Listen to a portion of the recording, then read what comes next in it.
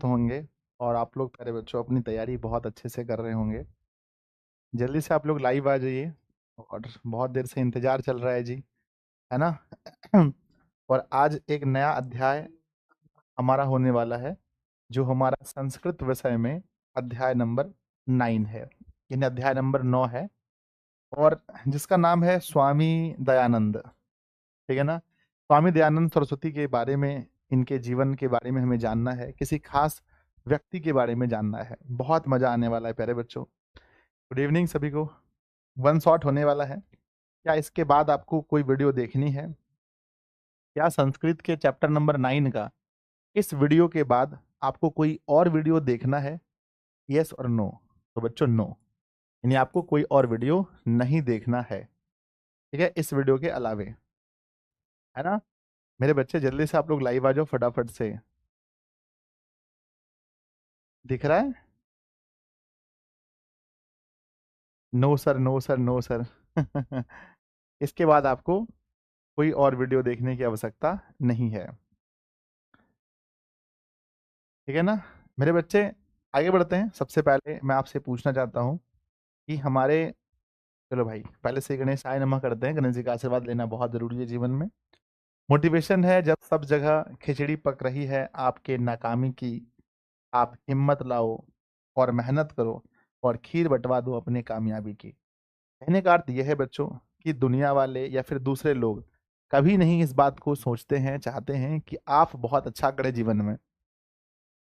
बस कुछ ही लोग आपके जीवन में होते हैं, जैसे आपके माता पिता, भाई बहन, कुछ रिश्तेदार अच्छे अच्छे, और वही चाहते हैं कि आप बच्चों जीवन में सफल हों। तो उसके लिए अपने आप को बहुत मेहनत करनी पड़ती है। तो बच्चों, क्या आप लोग का मेहनत जारी है? मुझे बताएं। यस गुरुजी, मेहनत जारी है। सबसे पहले मैं आप लोगों से पूछना चाहता हूं कि हमारा जो संस्कृत विषय है, इसमें कुल कितने चैप्टर पढ़ने हैं? संस्कृत विषय में आपको कुल कितने चैप्टर पढ़ने हैं? तो आप कहोगे सर, टोटल अगर मैं बात करूं चैप्टर की, कुल अगर मैं बात करूं चैप्टर की, तो मेरे प्यारे बच्चे बताएंगे कि 14 चैप्टर्स पढ़ने हैं। कुल चैप्टर्स की संख्या 14 है, यानी कि आपको 14 चैप्टर्स आपके सिलेबस में पढ़ने हैं। उसमें से हम लोग आज कौन सा चैप्टर पढ़ रहे हैं? आज आज की अगर हम बात करें कि आज हमारा कौन सा चैप्टर होगा, तो आज हमारा चैप्टर नंबर 9 हो रहा है। आज हमारा चैप्टर नंबर 9 हो रहा है, यानी इसके बाद हमारी और कितनी क्लासेस बच जाएंगी बच्चों? इसके बाद हमारी कितनी क्लासेस शेष रह जाएंगी? तो शेष जो क्लासेस हो जाएंगी वो सिर्फ 5 दिन की क्लासेस हो जाएंगी बच्चों। मैं 5 दिन और क्लास लूंगा और ये चैप्टर पूरी तरह से कंप्लीट हो जाएगा, मतलब पूरा बुक ही कंप्लीट हो जाएगा। मैं आप लोगों से कहना चाहता हूं बच्चों कि क्या आप लोगों ने इसके पहले वाली, है ना, क्या आपने इसके पहले 1 से लेकर 8 तक क्लासेस देख ली हैं? 8 तक की क्लासेस देख ली हैं? बताओ हाँ या ना। क्या आपने 1 से लेकर 8 तक की क्लासेस बहुत अच्छे तरीके से देख ली हैं? और मुझे लगता है कि आप लोग संस्कृत को कितना मोहब्बत करते हो, क्योंकि मैंने जब व्यूज देखे वीडियोस के, तो पहला वीडियोस है लगभग 1,20,000, दूसरा 80+, तीसरा 60+, चौथा 50+। ऐसे व्यूज आप लोगों ने दिए हैं वीडियोस में, यानी बहुत प्यार दिया आप लोगों ने, मैं कह सकता हूँ बहुत प्यार दिया आप लोगों ने। ठीक है, चलिए अब समय है बच्चों क्लास को शेयर करने का। तो मैं आप लोगों से रिक्वेस्ट करूंगा कि प्लीज़ सभी लोग अपनी क्षमता के अनुसार अपने व्हाट्सएप पर, टेलीग्राम पर, स्टोरी में, स्टेटस जहां लगाना है क्लास को शेयर कीजिए। सभी बच्चों से मैं कहना चाहता हूं, और क्लास को बच्चों लाइक कर दीजिए सभी लोग। और हमारा आज का लक्ष्य होगा कि आज की क्लास में मिनिमम बच्चों 2200 प्लस स्टूडेंट हम लोग लाइव आएंगे। 2200 प्लस, आज ये हमारा लक्ष्य होगा कि हम लोग 2200 प्लस तक स्टूडेंट लाइव में आएंगे। चलिए बच्चों, अगर हमारा संस्कृत बुक समाप्त हो जाता है तो कितना अच्छा होगा। हम लोग संस्कृत व्याकरण पढ़ेंगे या हमें साइंस के लिए समय मिलेगा बच्चों, ठीक है, साइंस के लिए समय मिलेगा। तो क्या आप सभी लोग तैयार हैं? पूरे मन बुद्धि सामने नोटबुक रख करके, सामने नोटबुक रख करके, हाथ में एक पेन होगा और एक आपके पास संस्कृत का बुक होगा। क्या आप सभी लोग तैयार हैं? यस, जल्दी लिखेंगे दिशा फैमिली, जल्दी से। Power of Disha online classes. Yes गुरु जी, सब लोग तैयार हैं। आइए चैप्टर को शुरू करते हैं बहुत प्यार से, बहुत सुकून के साथ। मेरे बच्चे, मैं आपको बता देना चाहता हूँ कि ये जो बैच है जिसमें आप पढ़ रहे हैं, जिस बैच में आपको इसका पूरा पीडीएफ, पूरा नोट्स मिलेगा, बहुत अच्छा एक नोट्स मिलेगा नया वाला जिसमें पूरे चैप्टर्स रहेंगे। इसका नाम क्या है? इस बैच का नाम बताओ सर। इस बैच का नाम है ड्रीम 450 प्लस। इस बैच का नाम क्या है? ड्रीम 450 प्लस, बिहार मैट्रिक परीक्षा 2025 के लिए। बच्चों पूरे बैच की फीस बताओ कितनी है? अगर कोई स्टूडेंट दिशा फैमिली में जुड़ के पढ़ना चाहे तो उसको कितनी फीस देनी पड़ती है ऐप पर पढ़ने के लिए? गुरुदेव ऐप पर पढ़ने के लिए फीस देनी पड़ती है 749 रुपए, ओनली 749 रुपए बच्चों। ठीक है, अच्छा अब हम बात करते हैं माँ शारदे। संस्कृत की पढ़ाई हो, माँ शारदे का होना बहुत जरूरी है। आइए हम शुरू करते हैं। आज हम लोग एक व्यक्ति के बारे में पढ़ने वाले हैं, व्यक्ति नहीं कह सकते, बहुत बड़े व्यक्तित्व के बारे में, जो है स्वामी कौन है बच्चों? जिनके विषय में हमें पढ़ना है वो, उनका नाम क्या है? स्वामी दयानंद। स्वामी दयानंद सरस्वती, इनका पूरा नाम है स्वामी दयानंद। पहले बच्चों स्वामी दयानंद के बारे में पढ़ेंगे, इनके जीवन से लेकर के कब इसका जन्म हुआ, कहाँ इसका जन्म हुआ, और कैसे बचपन में इन्होंने समाज के लिए क्या क्या किया, और कैसे ये बचपन में मूर्ति पूजा के विरोधी हो गए थे, कौन कौन सी घटना इसके जीवन में घटी, उसके बाद कैसे ये महान समाज सुधारक बने, ये भी हम लोग देखने वाले हैं। और कैसे इसके देश दुनिया हर जगह इसके फैन फॉलोइंग इतने ज़्यादा हो गए। तो प्यारे बच्चों स्टार्ट करें, शुरू करें। मैं आप लोगों से कहूंगा कि आप एकदम अच्छे तरीके से सुनिएगा, एक एक बात को कोशिश कीजिएगा याद रखने का, ताकि जब हम लोग सवाल लगाएं तो क्वेश्चन अच्छे से बन पाए। चलिए बच्चों सबसे पहले हमारे सामने है जिस जिस महान संत के बारे में, जिस महान व्यक्ति के बारे में पढ़ने वाले, उनकी फोटो आप देख लीजिए पहली झलक, और आप सब लोग नमस्कार कर लीजिए। सभी लोग नमस्ते कर लीजिए एक बार, क्योंकि समाज के लिए जो इन्होंने किया है उसके लिए नमस्कार करना बनता है। सब लोग नमस्कार कर लेंगे। शुरू करते हैं। मेरी कलम चलना स्टार्ट हो गई। लिखा गया है, आधुनिक भारते समाजस्य शिक्षा शिक्षयास्य महान उद्धारकः स्वामी दयानंदः। इसका अर्थ हम लोग समझते हैं, इसका अर्थ समझने का प्रयास करते हैं। लिखा गया है आधुनिक भारते मतलब आधुनिक भारत में, समाजस्य मतलब समाज के, शिक्षास्य शिक्षा के, है ना, समाज के और शिक्षा के महान उद्धारक, महान उद्धारक स्वामी दयानंद हैं। बच्चों क्या आप समझ गए? एग्जाम में पूछा जाएगा कि आधुनिक भारत के, आधुनिक भारत में समाज के और शिक्षा के महान उद्धारक कौन हैं? आंसर बताइए। महान उद्धारक, महान उद्धारक कौन है? तो आंसर लिखेंगे स्वामी, स्वामी दयानंद। मेरे बच्चे समाज के और शिक्षा के, बच्चों उद्धारक कहते किसे हैं? उद्धारक उस व्यक्ति को कहते हैं, उद्धारक उस इंसान को कहा जाता है जिन्होंने उस क्षेत्र में बहुत ज्यादा कुछ अच्छा किया हो। तो बच्चों क्या आपको लग रहा है इस लाइन को पढ़ के कि समाज को अच्छा बनाने में, भारत की शिक्षा को मजबूत करने में स्वामी दयानंद का काफी योगदान रहा है? क्या आपको लग रहा है? बोलो हाँ या ना। यस सर, बिल्कुल ऐसा लग रहा है।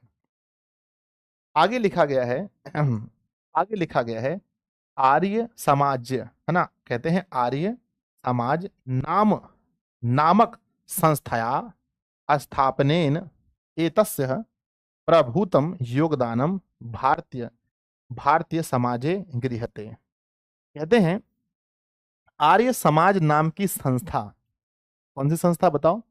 कमेंट बॉक्स में लिखेंगे फटाफट।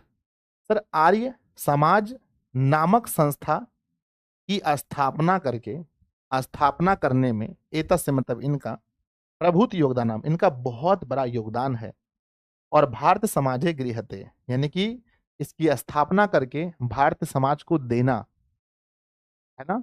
तो बच्चों सबसे पहला सवाल आपसे बनता है कि आर्य समाज की स्थापना किसने की थी? कमेंट बॉक्स में लिखेंगे आर्य समाज की स्थापना किसने की थी? तो बच्चों कहेंगे स्वामी दयानंद ने। आर्य समाज की स्थापना किसने की थी? एग्जाम में पूछा जाएगा। मोस्ट इंपॉर्टेंट सवाल है ये, हर बार पूछा जाता है कि आर्य समाज की स्थापना किसने की थी? स्वामी दयानंद ने। एसडी मतलब होता है स्वामी दयानंद, ठीक है ना। और इन्होंने स्थापना करके बच्चों किसको दिया है? तो कहते हैं इसकी स्थापना करके समाज को दिया है, भारतीय समाज को दिया है। आगे लिखा गया है बच्चों, आगे लिखा गया है कि भारतवर्षे राष्ट्र, है ना, राष्ट्रीयतायाः बोधो अपि अस्य कार्य विशेषः। और कहते हैं कि भारतवर्ष में, भारत के लोगों में राष्ट्रीयता की भावना, किसकी भावना बच्चों? राष्ट्रीयता की भावना का बोध कराने में इनका विशेष योगदान है। बच्चों आपको पता है कि हम कब आजाद हुए हैं? कमेंट बॉक्स में लिखेंगे सब लोग बहुत फास्टली। हम लोग आजाद कब हुए हैं? कहेंगे गुरुदेव हम लोग आजाद हुए हैं, हम लोग आजाद कब हुए हैं? तो हम लोग आजाद हुए हैं वर्ष 1947 में। उसके पहले क्या थे? उसके पहले लगभग 200 वर्षों तक, 200 वर्षों तक, 200 वर्षों तक गुलाम थे। बच्चों जब हम गुलाम थे तो हमारे अंदर राष्ट्रीयता की भावना नहीं थी, हम लोग एक नहीं हो रहे थे। तो हमारे अंदर राष्ट्रीयता की भावना जगाने में, हमारे अंदर राष्ट्रीयता की भावना जगाने में मुख्य योगदान किसका है? कमेंट बॉक्स में बताएंगे। राष्ट्रीयता की भावना जगाने में जो हम कह सकते हैं जो विशेष योगदान है वो किसका है? तो एसडी का है, स्वामी दयानंद का है। तो बच्चों हम उम्मीद करते हैं कि पहले वाले, फर्स्ट वाले स्लाइड को मेरे प्यारे बच्चों ने समझा होगा। चलिए हम देखते हैं, लिखा गया है आधुनिक भारत में समाज, समाज का और शिक्षा के, समाज के और शिक्षा के महान उद्धारक स्वामी दयानंद हैं। आर्य समाज नामक संस्था की स्थापना करके, है ना, स्थापना में इसका बहुत योगदान, मतलब कि प्रभुत योगदान, यानी बहुत बड़ा योगदान है। और भारतीय समाज गृहते हैं, और इस भगवान और भारतीय समाज को इसकी स्थापना करके दे दिया इन्होंने। फिर लिखा है भारतवर्षे राष्ट्रीयतया बोधो अपि अस्य कार्य विशेषः। और कहते हैं भारतीय लोगों में राष्ट्रीयता की भावना जगाने में, भारतीय लोगों में राष्ट्रीयता की भावना जगाने में इनका विशेष योगदान है। तो बच्चों एक बार प्लीज दिल बनाकर भेजेंगे कि गुरुदेव इससे आगे बढ़िए। प्लीज एक बार दिल बनाकर सभी बच्चे भेजेंगे बहुत फास्ट में। फिर स्कूल बंद हो गया है, हम लोग इस पर बात करेंगे लास्ट में। बच्चों प्लीज अभी फोकस कीजिए स्टडी पर। आपको लगता है कि फर्स्ट स्लाइड में हमें कोई दिक्कत नहीं है, हम समझ चुके हैं स्वामी दयानंद जी के बारे में, तो थोड़ा सा आगे बढ़ते हैं। चलिए सेकंड स्लाइड में पढ़ने का प्रयास करते हैं, समझने का, देखते हैं और इन्होंने क्या किया है, और इन्होंने क्या किया है। तो कहते हैं कि समाजे मतलब समाज में, अनेका मतलब अनेकों, दूषितः प्रथा खंडित्वा शुद्ध तत्व ज्ञानस्य प्रचारम दयानंदः अकरोत्। इसका मतलब ये हुआ कि समाज में अनेकों दूषित प्रथा का इन्होंने खंडन किया, है ना। दूषित प्रथा खंडित्वा। बच्चों प्रथा दो प्रकार की होती है, बोलो कितने प्रकार की होती है प्रथा? दो प्रकार की। बच्चों यदि कोई ऐसी प्रथा जो महिलाओं को पढ़ने का अधिकार दे, तो क्या आप उसे दूषित बोलोगे या अच्छी प्रथा कहोगे? सर हम अच्छी प्रथा कहेंगे। यदि कोई ऐसी प्रथा जो 8 साल में लड़कियों का शादी करा दे, उस प्रथा को आप क्या बोलोगे? सर अच्छी प्रथा नहीं है, दूषित प्रथा है। कोई ऐसी प्रथा जिससे पुरुष और महिलाओं को समान अधिकार मिले, उसे क्या कहोगे? सर अच्छी प्रथा कहेंगे। कोई ऐसी प्रथा जिससे महिलाओं को नीचा दिखाया जाता हो, क्या कहोगे? अच्छी या दूषित? दूषित प्रथा। तो बच्चों कहा गया है कि जिस समय स्वामी दयानंद धरती पर थे, उस समय की बात हो रही है कि समाजे मतलब समाज में, अनेका मतलब अनेकों, दूषिता मतलब दूषित, प्रथा खंडित्वा। तो बच्चों इन्होंने प्रथा को रहने दिया या प्रथा का खंडन कर दिया? तो कहते हैं इन्होंने समाज में अनेकों दूषित प्रथा का खंडन किया। और आगे लिखा है खंडन करके शुद्ध तत्व ज्ञानस्य, और शुद्ध तत्व का जो ज्ञान है, जो परमात्मा का ज्ञान है, शुद्ध तत्व के ज्ञान का प्रचार स्वामी दयानंद ने किया। ठीक है, अब यहां से दो सवाल पूछा जाएगा। पहला सवाल ये बनेगा कि समाज के दूषित प्रथाओं का खंडन किसने किया? आंसर भेजिए। समाज में दूषित प्रथा का खंडन किसने किया? तो लिखना SD, मतलब स्वामी दयानंद। अगला सवाल पूछा जाएगा कि समाज में दूषित प्रथा का खंडन करके शुद्ध तत्व के ज्ञान का प्रचार किसने किया? शुद्ध तत्व के ज्ञान का प्रचार, शुद्ध तत्व के ज्ञान का प्रचार किसने किया? तब भी लिखना बच्चों SD, यानी स्वामी दयानंद। अब आगे हम लोग बढ़ते हैं। आगे लिखा गया है कि अयम पाठः, अयम मतलब होता है इस, और पाठः इस पाठ में स्वामिनो दयानंदस्य, मतलब इस पाठ में स्वामी दयानंद के परिचयम, इनका परिचय, तस्य समाज उद्धारेण योगदानम च निरूपयति। यानी इस पाठ में हम क्या पढ़ने वाले हैं? इस पाठ में हम पढ़ने वाले हैं स्वामी दयानंद के परिचय के बारे में, उनके जीवन परिचय के बारे में, और दूसरी बात और समाज उद्धारेण योगदानम, और समाज के उद्धार में उनका क्या योगदान है, हम इन दोनों चीजों को सीखने वाले हैं। तो प्यारे बच्चों, क्या आपको लगता है कि इस पेज में जो भी चीज है आप उसे सीख चुके हैं? सर देखिए, यहां लिखा गया है समाज में अनेकों दूषित प्रथाओं का खंडन करके शुद्ध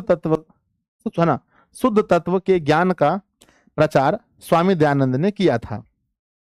इस पाठ में स्वामी दयानंद के जीवन परिचय, स्वामी दयानंद के परिचय के बारे में, और उन्होंने समाज को सुधारने के लिए क्या क्या योगदान दिया है, उनके बारे में हम पढ़ने वाले हैं।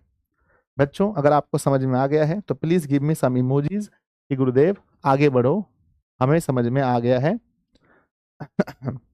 चलिए, तो बच्चों हम लोग दोनों स्लाइड बहुत अच्छे से पढ़ चुके हैं, इसमें कोई इशू नहीं है। यस, राखी कुमारी हैं, ड्रीम 450 है, प्रशांत सिंह है, फ्यूचर बॉय हैं, अभिषेक हैं, ऋषभ हैं, और सूरज गेमिंग है, धनंजय है, प्रमोद हैं। सभी बच्चे एक साथ कह रहे हैं गुरुदेव प्लीज आगे बढ़िए। चलिए तीसरे स्लाइड में हम चलते हैं और पढ़ने का प्रयास करते हैं। लिखा गया है कि मध्यकाले, मतलब मध्यकाल में, नाना मतलब अनेकों, है ना, कुत्सित रीतिया भारतीयम समाजम अदूषयन। इसका मतलब यह हुआ कि मध्यकाल में, नाना मतलब होता है अनेकों, मध्यकाल में अनेकों कुत्सित रीति, मैंने बताया ना, एक अच्छी रीति होती है, एक बच्चों कुत्सित रीति होती है। कुत्सित का मतलब होता है कि बुरी रीति, ऐसा रीति रिवाज जिससे जो अच्छा नहीं हो। जैसा मैंने बोला 8-10 साल में शादी हो जाए लड़कियों को पढ़ने मत दो, छुआछूत हो जाए, जाति पाति में, हिंदू मतलब धर्म में लड़ाई हो जाए, तो ऐसी रीतियों को क्या बोलते हैं? कुत्सित रीति, मतलब खराब रीति कहते हैं। तो कहते हैं बच्चों कि मध्यकाल में अनेकों कुत्सित रीतियां भारतीय समाज को दूषित कर रही थी।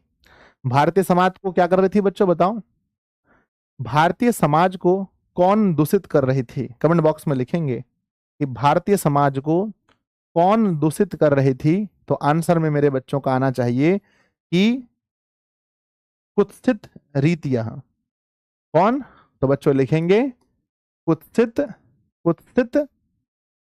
रीतियां, मतलब कि जो बुरी बुरी रीतियां हैं वो भारतीय समाज को दूषित कर रही थी। अगर मैं आपसे पूछूं बच्चों, किस काल में भारतीय समाज में अनेकों कुत्सित रीतियां थी? किस काल में भारतीय समाज में अनेकों कुत्सित रीतियां थी? काल का नाम बताओ, काल कौन सा काल था? तो बच्चों आप कहेंगे किस काल में भारतीय समाज में अनेकों कुत्सित रीतियां थी? तो एम के मतलब होता है मध्यकाल। अब देखते हैं बच्चों कि वह कुत्सित रीतियां कौन कौन सी थी। पहला पढ़ते हैं जातिवाद कृतम, यानी सबसे पहले लोगों में जातिवाद था कि हम इस जाति के हैं, आप उस जाति के हो, आप उस जाति की हो, आप उस जाति को। पहला क्या था? जातिवाद। दूसरा है ना, ध्यान देना बच्चों, लिखा है जातिवाद कृतम व संयम। व संयम मतलब होता है विषम, यानी कि जातिवाद में लोग विषम थे, सम नहीं थे। सम मतलब होता है जब लोग मिलजुल कर रहते हैं तो हम उसे सम बोलते हैं। विषम मतलब होता है जब अलग अलग होते हैं, लोग जाति के नाम पर अलग अलग थे। दूसरा असपृश्यता, यानी कि छुआछूत, लोगों में छुआछूत था। पहले आप सुने होंगे कि जो बड़े जाति के लोग होते थे वो छोटे जाति के लोगों के यहाँ खाना नहीं खाते थे। क्या आप सुने हैं कभी? आप डॉक्टर भीमराव अंबेडकर के बारे में सुने होंगे, उन्हें स्कूल में पढ़ने नहीं दिया गया था, यानी उस समय छुआछूत बीमार मतलब छुआछूत चलता था। तो पहला मैंने बताया कि जातिवाद में विषमताएं थी।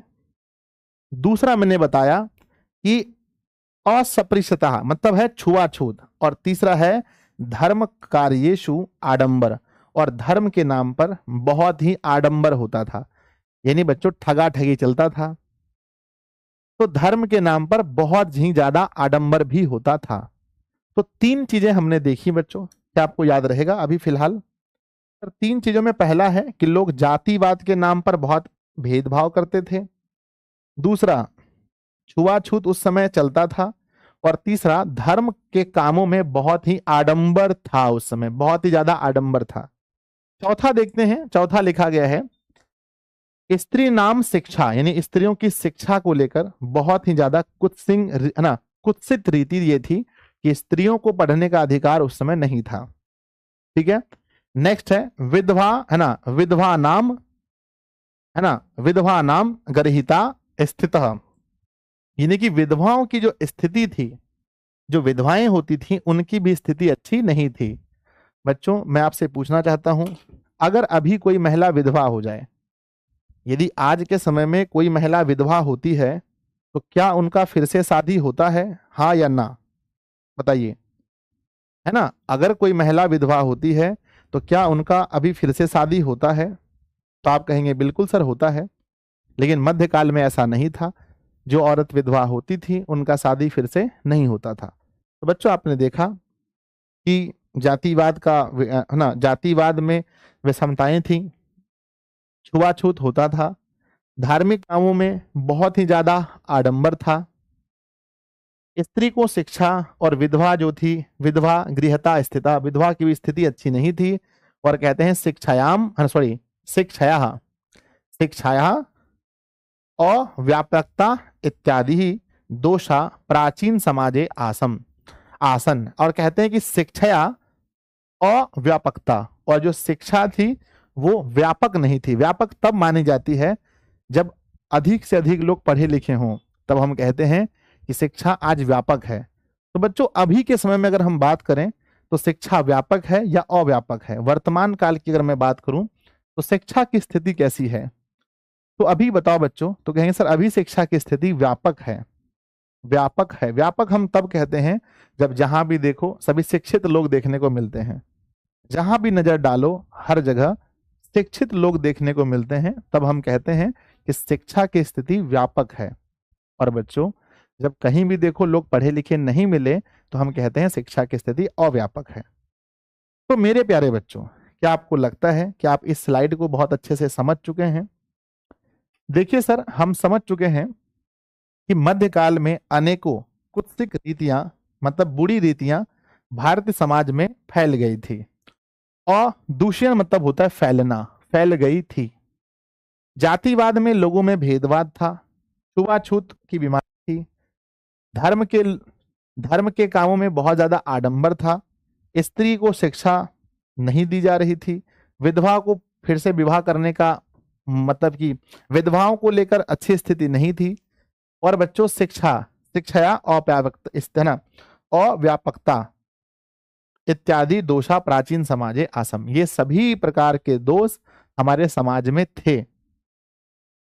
जब स्वामी दयानंद सरस्वती आए थे इस धरती पर तो उस समय ये सभी समस्याएं थी। बच्चों अगर मैं आपसे पूछूंगा दो चार समस्याएं, तो क्या आप बता दोगे? मैं दो चार समस्याएं आपसे पूछ रहा हूं कि बताओ बच्चों कि मध्यकाल में कौन कौन सी समस्याएं थी। मध्यकाल की समस्याएं, मध्यकाल की समस्याएं, या बोल सकते हैं कुरीति कह सकते हैं, है ना। कुत्सित रीति भी कह सकते हैं, कुत्सित रीति। कौन कौन सी कुत्सित रीति थी मध्यकाल में?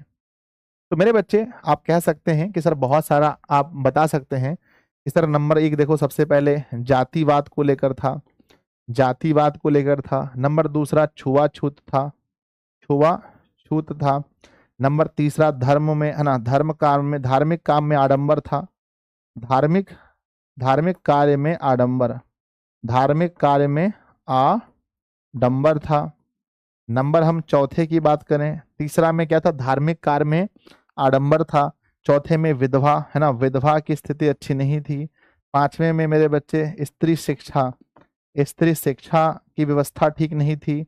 और नंबर 6 में कह सकते हैं तो पूरी तरह से शिक्षा अव्यापकता थी, शिक्षा अव्यापकता स्थिति में थी।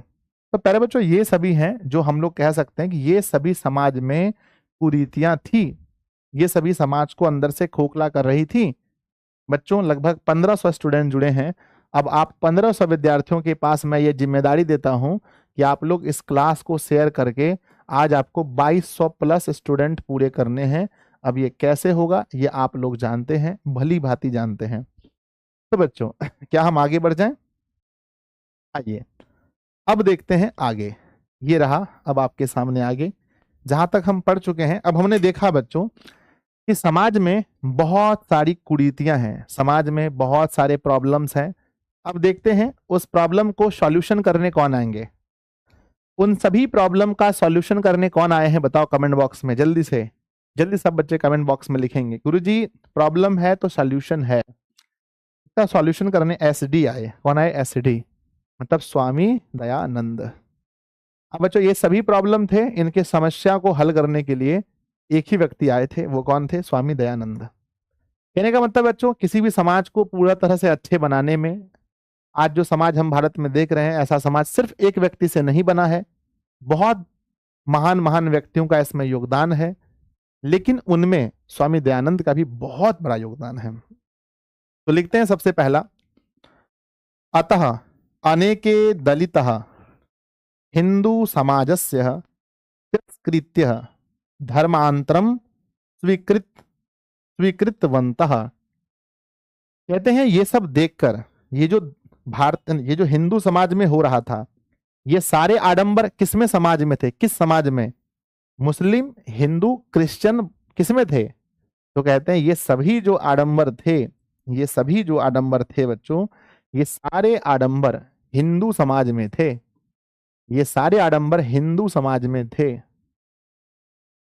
अब आगे लिखा गया है कि अतः, लिखा गया है कि अतः अनेके मतलब अनेकों, दलित मतलब दलित लोग, जो ST SC आते हैं, दलित लोग, हिंदू समाज से तिरस्कृत धर्मांतरम स्वीकृत। कहते हैं हिंदू समाज से तिरस्कृत होकर, अब आप ही मान के चलो बच्चों, ब्राह्मण भी हिंदू है, ब्राह्मण भी हिंदू है, और जो नीची जाति के लोग हैं वो भी हिंदू हैं, या फिर और भी कोई जाति मान लो, सब हिंदू हैं। लेकिन अगर आप उसमें छुआछूत करोगे, यानी आप उसको जैसे आपने डॉक्टर भीमराव अंबेडकर के बारे में देखा था कि उसको पानी पीने नहीं दिया जाता था कुएं से, स्कूल में सब बच्चे क्लास में बैठ के पढ़ते थे, उनको बाहर बिठाया जाता था। तो जब छुआछूत होने लगा तो जो दलित लोग थे उन्होंने सोचा भाई हमें हिंदू धर्म में रहकर क्या फायदा है, जब हमारे खुद के कौम के लोग, हमारे खुद के धर्म के लोग अगर हमारे साथ ऐसा बर्ताव करते हैं तो हमें क्या कर लेना चाहिए बताओ? हमें हमें क्या कर लेना चाहिए? हमें धर्म बदल लेना चाहिए। तो कौन ऐसे लोग थे जो अपना धर्म बदल रहे थे? कमेंट बॉक्स में लिखिए। तो लिखा गया है कि अनेकों दलित लोग हिंदू समाज से तिरस्कृत होकर, यानी हिंदू समाज से अपने आप को, मतलब कह सकते हैं दिल टूट गया था उनका, हिंदू समाज से तिरस्कृत होकर धर्मांतर स्वीकार, उन्होंने वो अपना धर्म बदल रहे थे। तो बच्चों एग्जाम में पूछा जाएगा कि कौन से ऐसे लोग थे जो अपना धर्म धर्म धर्म धर्म परिवर्तन कर रहे थे। तो धर्म परिवर्तन कौन कर रहे थे? तो मेरे बच्चे दलित लोग कर रहे थे। दलित लोग। आपसे पूछा जाएगा कि दलित लोग किस समाज से तिरस्कृत हुए थे? दलित लोग किस समाज से तिरस्कृत हुए थे? पूछा जाएगा बच्चों, किस समाज से तिरस्कृत हुए थे? किस समाज से तिरस्कृत हुए थे? तिरस्कृत हुए थे तो याद रखना बच्चों, हिंदू समाज से। हिंदू समाज से क्या हो गए थे? तिरस्कृत हो गए थे और वो लोग अपना धर्म बदल रहे थे। आइए बच्चों आगे पढ़ते हैं। लिखा गया एतादृश्य है, यह देखकर विषमे काले, है ना, विषमे काले, है ना, उन विंश शतके, उनविंश शतके मतलब होता है 19वीं सदी, केचन धर्म, है ना, धर्म धर्म उद्धारकः सत्यान्वेष, है ना, सत्यान्वेषिणः समाजस्य वैषम्य निवारकः भारते वर्षे प्रादुर प्रादुर प्रादुर्भवन। कहते हैं कि एतादृश्य मतलब इस प्रकार, विषम काले 19वीं शतके धर्म धर्म उद्धारकः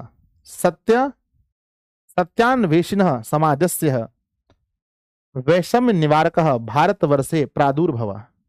इसका मतलब ये कहते हैं बच्चों कि इस प्रकार से जो 19वीं सदी थी, कौन सी सदी बच्चों, कमेंट बॉक्स में बताओ। जो 19वीं सदी थी बच्चों, वो धर्म के आधार पर अगर हम देखें, धर्म के अनुसार से वो बहुत विषम समय था। सम समय हम तब कहते हैं जब सब कुछ अच्छा घटे, और जब सब कुछ अच्छा नहीं घटे, बहुत उल्टा पुल्टा हो, तो हम उसे विषम काल कहते हैं। तो बच्चों समझिए कि अगर हम कह सकते हैं कि भारतीय समाज का विषम काल, भारतीय समाज का विषम काल कौन सी सदी को माना गया है, तो कहते हैं भैया इस प्रकार 19वीं सदी जो है वो भारत समय के, वो जो भारत के विषम काल में है, क्योंकि यहाँ पर धर्म उद्धारक सत्यान्वेषण समाजस्य वेशना वैषमन निवारक भारतवर्ष प्रादुर्भवन। तो बच्चों कहते हैं कि जो विषम काल है भारत का, जो विषम काल किसको मानते हैं, तो विषम काल जो है भारत का वो 19वीं शताब्दी है।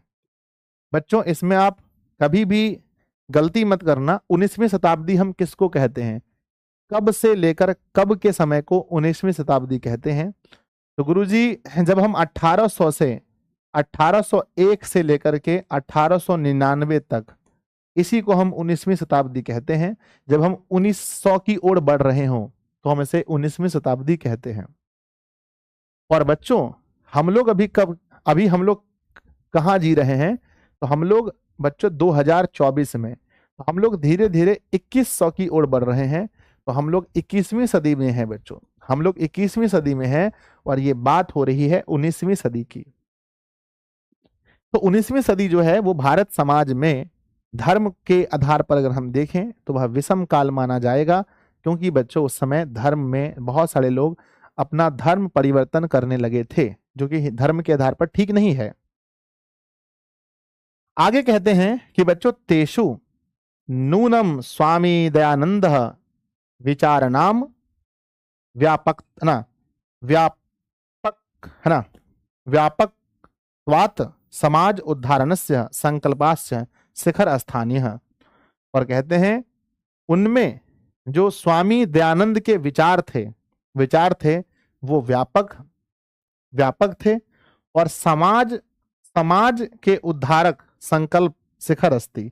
और कहते हैं प्यारे बच्चों कि स्वामी दयानंद जो थे उनके विचार व्यापक थे। कमेंट बॉक्स में बताना बच्चों, उनके जो विचार थे वो बहुत छोटे नहीं थे। किस व्यक्ति के विचार व्यापक थे, कमेंट बॉक्स में आप बता सकते हैं। तो सर SD, क्या लिखेंगे, SD के विचार जो थे वो बहुत व्यापक थे, मतलब छोटा मोटा नहीं सोचते थे, बहुत बड़ा सोचते थे। तो कहते हैं कि तेषु नूनम स्वामी दयानंद विचार नाम व्यापकत्व, उनके विचार बहुत व्यापक थे। समाज सुधार करने के लिए संकल्प शिखर स्थानीय है। और कहते हैं कि उन्होंने कैसा संकल्प लिया था, उनके जीवन का संकल्प क्या था, कमेंट बॉक्स में आप हमें बता सकते हैं।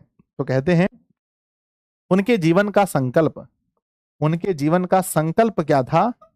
तो उनके जीवन का संकल्प यही था कि भाई हमें किसी भी आधार पर, किसी भी आधार पर समाज का उद्धार करना है, समाज का उद्धार करना है। समाज का उद्धार करना ही, यानी उद्धार मतलब होता है बच्चों समाज को अच्छा बनाना, समाज को बुरी नीतियों से मुक्ति दिलाना, एक ऐसा समाज जहां स्त्री भी पढ़ सके, पुरुष भी पढ़ सके, एक ऐसा समाज जहां हर कोई सिर उठाकर जी सके। तो बच्चों कहते हैं इनके जीवन का जो शिखर, जो संकल्प था, जो मोस्ट इंपॉर्टेंट संकल्प यही था कि हमें समाज का सुधार करना है, जो चीजें समाज में चल रही हैं उसको बदलना है। तो बच्चों क्या हम मानते हैं? क्या आपको लग रहा है कि आप इस पेज को समझ गए हैं? एक बार हाँ लिख कर भेजिए। एक बच्चा कह रहा है मजा नहीं आ रहा है, मैंने ब्लॉक कर दिया। मेरे बच्चे बताओ, क्या आपको लग रहा है कि आप इस पेज को समझ गए हैं?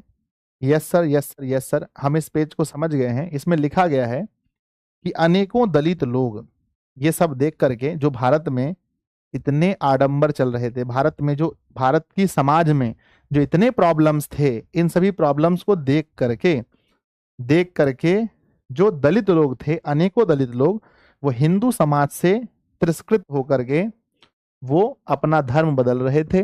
और ऐसा माना जा रहा है कि 19वीं सदी जो है वो भारत समाज का विषम काल माना जाता है। लेकिन वहीं एक व्यक्ति हैं जिनका नाम है स्वामी दयानंद, जिन्होंने, जिनके जीवन, जिनके जिनके विचार व्यापक हैं, जिनके विचार व्यापक हैं, और जीवन का जो उनका संकल्प यही है कि हमें समाज सुधार करना है। तो बच्चों चलिए, क्या आप आगे जानने के लिए बहुत ज्यादा उत्सुक हैं कि सर अब आगे क्या होने वाला है? क्या आप जानने के लिए उत्सुक हैं कि सर अब आगे क्या होने वाला है? अब समाज इतना गंदा पड़ा हुआ है, समाज में इतने प्रॉब्लम्स हैं। अब ये व्यक्ति ऐसा व्यक्ति है जिसके मन में, जिनके विचार बहुत उच्च हैं, और मन में इन्होंने संकल्प किया है कि हमें समाज को ठीक करना है। तो क्या आप जानना चाहते हैं आगे क्या हुआ? आइए बच्चों देखते हैं आगे क्या हुआ।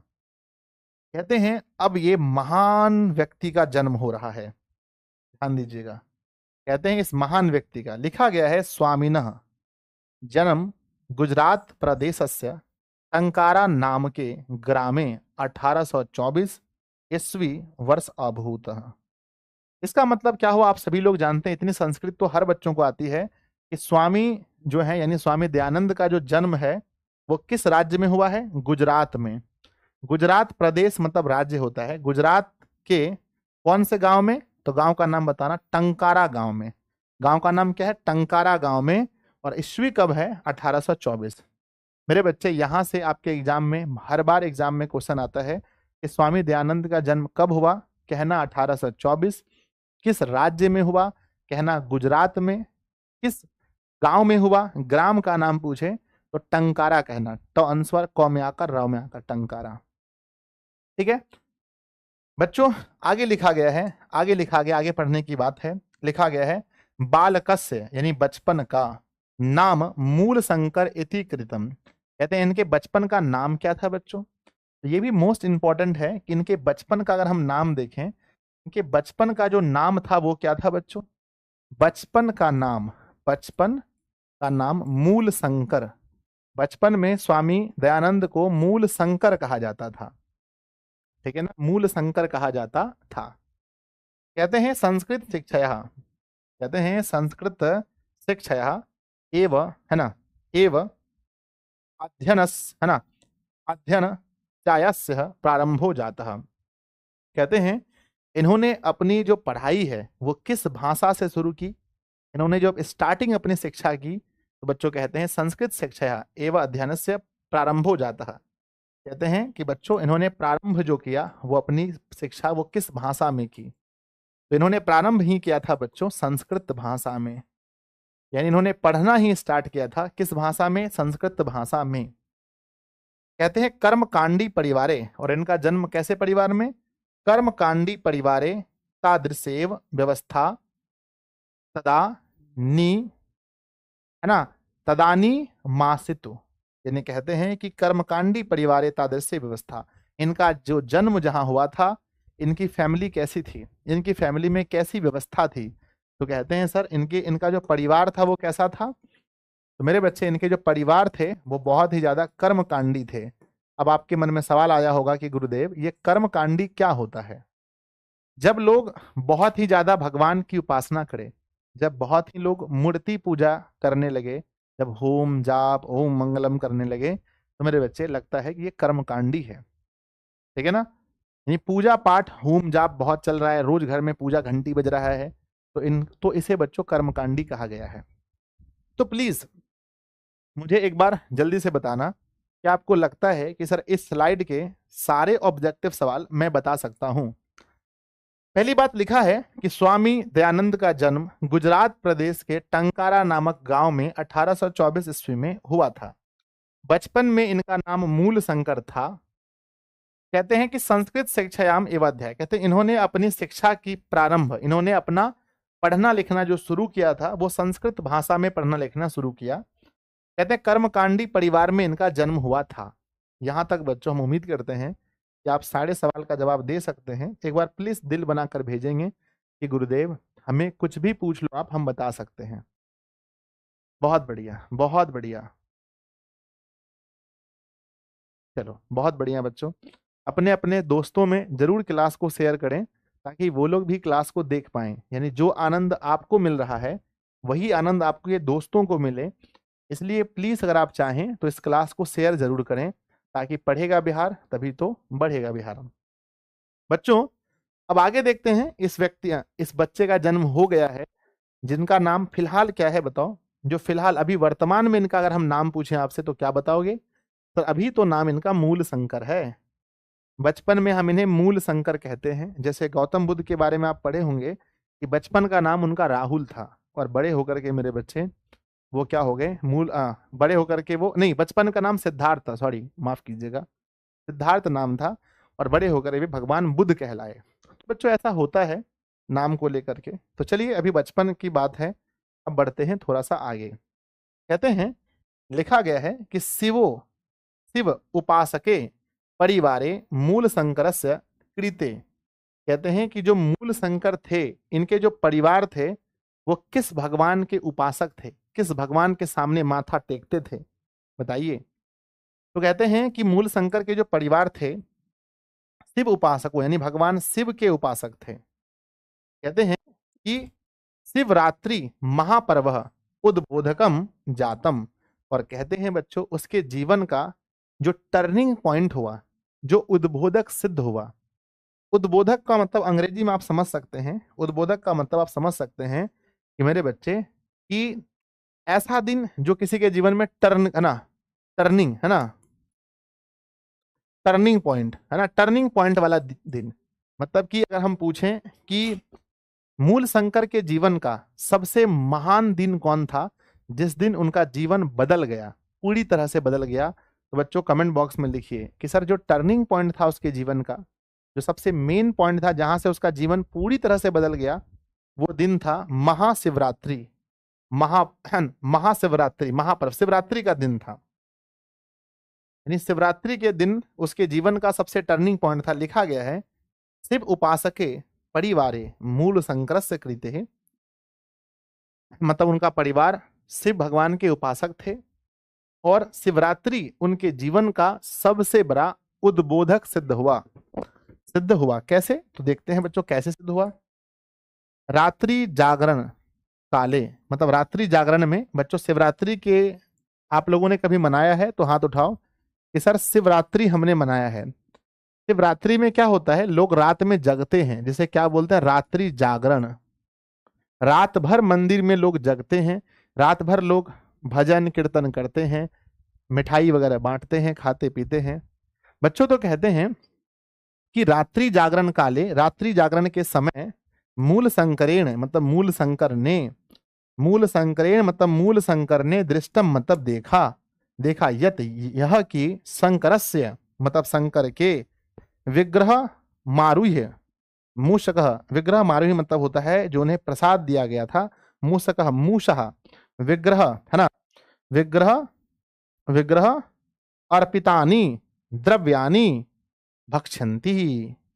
इसका मतलब भक्षंती मतलब होता है खाना।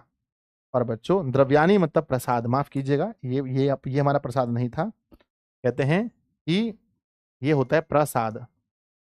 तो इसका मतलब ये हुआ कि रात्रि जागरण में उस रात क्या हुआ, उस घटना को आप याद कीजिए, उस घटना को आप याद कीजिए। उस घटना में क्या हुआ कि रात्रि जागरण के समय रात्रि जागरण के समय मूल शंकर ने देखा, दृष्टम मतलब देखा, रात्रि जागरण के समय मूल शंकर ने देखा, यत मतलब कि शंकरस्य विग्रह मारुह्य मतलब शंकर भगवान को चढ़ाया हुआ, शंकर भगवान को चढ़ाया हुआ, नहीं, शंकर भगवान पर चढ़कर मूसे ने, शंकर भगवान की मूर्ति पर, शंकर भगवान की मूर्ति पर चढ़कर चढ़कर मूसे ने विग्रह अर्पितानी द्रव्य यानी उस पर चढ़ाए गए प्रसाद को, चढ़ाए गए प्रसाद को भक्षंती खा रहे थे।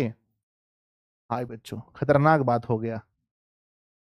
तो उस रात घटना क्या घटी बच्चों, क्या आपको याद हो गया? क्या आप सीख गए कि सर उस रात मूल शंकर यानी स्वामी दयानंद ने देखा कि जो भगवान शिव की मूर्ति है और भगवान शिव की मूर्ति पर जो प्रसाद चढ़ाया गया था, उस प्रसाद को मूर्ति पर चढ़ के मूसा खा रहा था। क्या आप समझ गए? तो एक बार यस लिख कर भेजेंगे, एक बार दिल बनाकर भेजेंगे, गुरुजी मजा आ गया, मजा आ गया सर देख करके, ऐसा आनंद आ रहा है जैसा मानो कि दिल एकदम ठंडक महसूस हो रहा है, बहुत अच्छा लग रहा है सर, बहुत मजा आ रहा है ये सुन करके, ये पढ़ करके कि उनके जो परिवार थे वो भगवान शिव के उपासक थे और शिवरात्रि उनके जीवन का सबसे टर्निंग पॉइंट रहा, सबसे उद्बोधक सिद्ध हुआ। रात्रि जागरण में मूल शंकर ने देखा कि शंकर भगवान पर चढ़ाए हुए ना, शंकर भगवान के ऊपर चढ़कर मूसे ने चढ़ाए हुए प्रसाद को खा रहा था, यानी मूसा जो था चढ़ाए हुए प्रसाद को खा रहा था। बच्चों क्या आप जानना चाहते हैं कि इसको देखने के बाद क्या हुआ? बोलो हाँ या ना। यस सर, हम जानना चाहते हैं कि अब क्या हुआ आगे। जब मूल शंकर ने भगवान शिव के ऊपर चढ़ करके मूसे को चढ़ाए हुए प्रसाद को खाते हुए देखा, तो अब क्या हुआ हम जानना चाहते हैं प्रभु।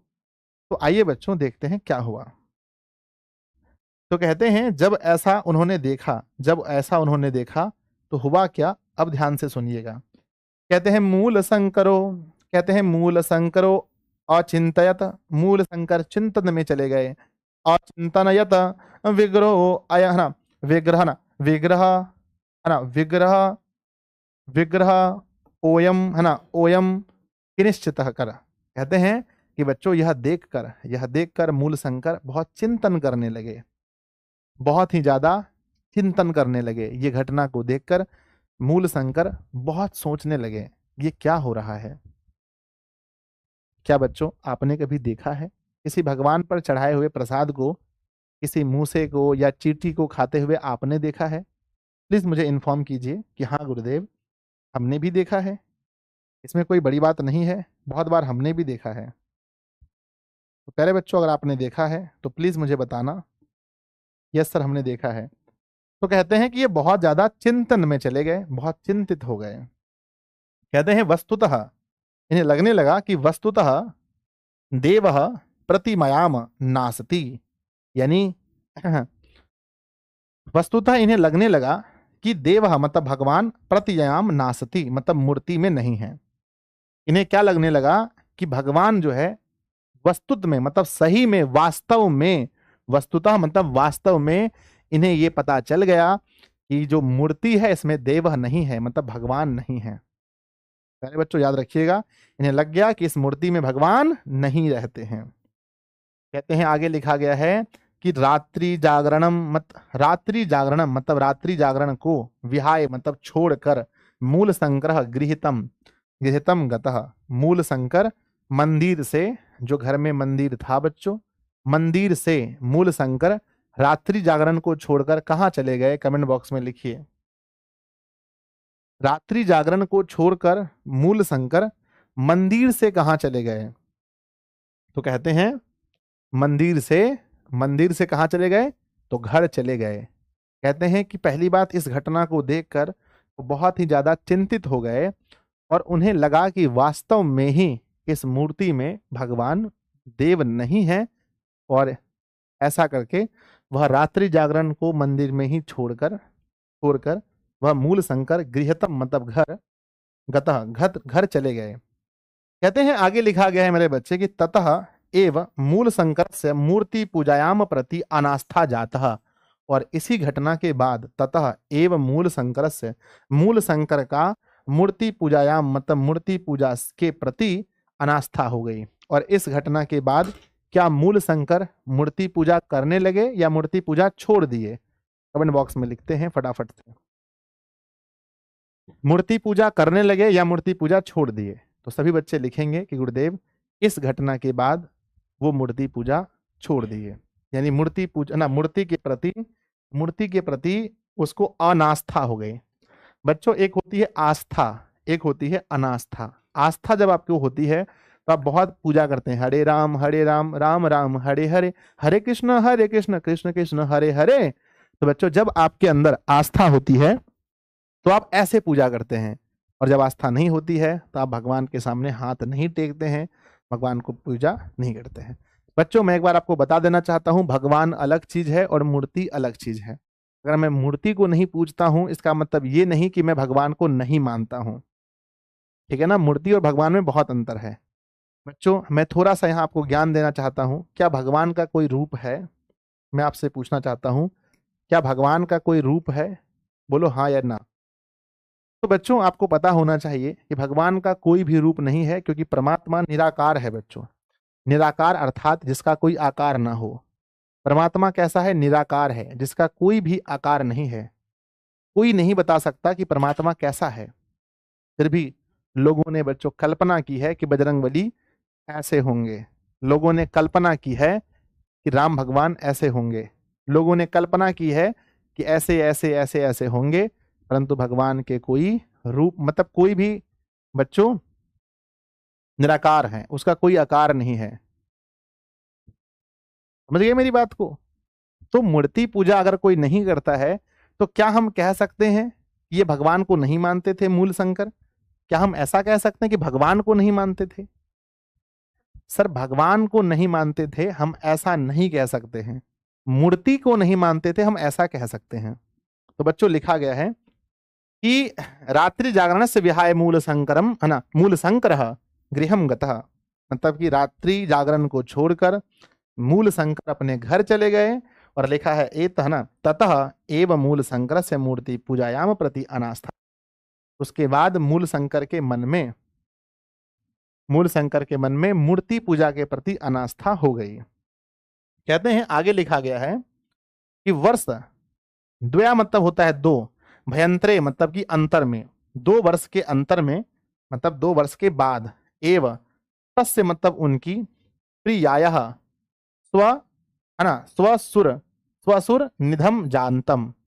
बच्चों लिखा है कि 2 वर्ष के अंतर में, 2 वर्ष के अंदर में उसकी प्रिया मतलब कि उसकी बहुत ही ज्यादा प्रिय। बच्चों यहां तो लिखा तो स्वसुर है कि स्वसर की है ना ससुर की मृत्यु हो गई। बच्चों यहां तो लिखा तो ससुर है, लेकिन ऑप्शन में कई बार ससुर होता ही नहीं है। तो 2 वर्ष के बाद मूर्ति पूजा के विरोधी होने के ठीक 2 वर्ष के बाद, मूर्ति पूजा के प्रति अनास्था उसके मन में होने के ठीक 2 वर्ष के बाद किसकी मृत्यु हो जाती है? बताओ किसकी मृत्यु हो जाती है? तो मेरे बच्चों लिखा तो ससुर है, लिखा तो यही है कि भैया 2 वर्ष के बाद बताओ उसकी फैमिली में कौन मर जाते हैं? तो लिखा है बच्चों कि स्वसुर है ना, यहाँ पर र है, स्वसुर निधम मतलब इनके ससुर की मृत्यु हो जाती है। लिखा तो यही है बच्चों कि इनके ससुर की मृत्यु हो जाती है। लेकिन मेरे बच्चे अगर ये ऑप्शन ना रहे, कहीं भी ऑप्शन ही नहीं होता है, तो उसकी बहन बच्चों क्या है? बहन। कई सारे बुक में कहा गया है ये गलत है ससुर, यहाँ बहन होना चाहिए। क्या होना चाहिए? बहन। तो बच्चों अगर ऑप्शन में ससुर है तो ससुर मारना, नहीं ससुर रहे तो उसकी सिस्टर बच्चों, सिस्टर। लेकिन यहाँ बहन नहीं लिखा है। प्रियः स्वसुर निधम जामतः, उनके ससुर की मृत्यु हो गई थी बच्चों। आप यहाँ पर दोनों याद रखना, ससुर भी याद रखना, बहन भी याद रखना, ठीक है। दोनों ऑप्शन में नहीं रहेंगे, कभी ऐसा नहीं होगा। ऑप्शन में ये रहेंगे तो ये नहीं, ये रहेंगे तो ये नहीं, ठीक है ना। अब मेरे बच्चे जल्दी से मुझे बताओ, क्या आपको लगता है कि आप इस पेज को समझ गए हैं? सर हम इस पेज में समझ गए हैं कि मूल शंकर जो है बहुत ज्यादा चिंतित हो गए थे ये देखकर कि भगवान को चढ़ाए गए प्रसाद को एक मूसा खा रहा है।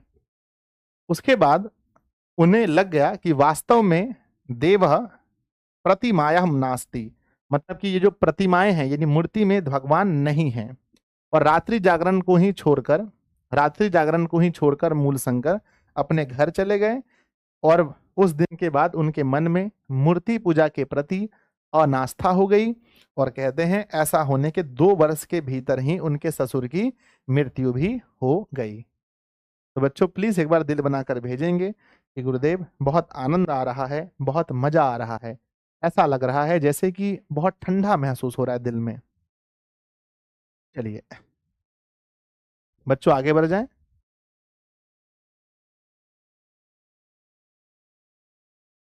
आगे बढ़ जाएं तो बता दीजिए कि सर अब आगे जानना चाहते हैं क्या हुआ। कि सर अब ये तो मूर्ति पूजा भी छोड़ चुके हैं, इसकी फैमिली में एक लोग भी मर गया, अब क्या होगा सर।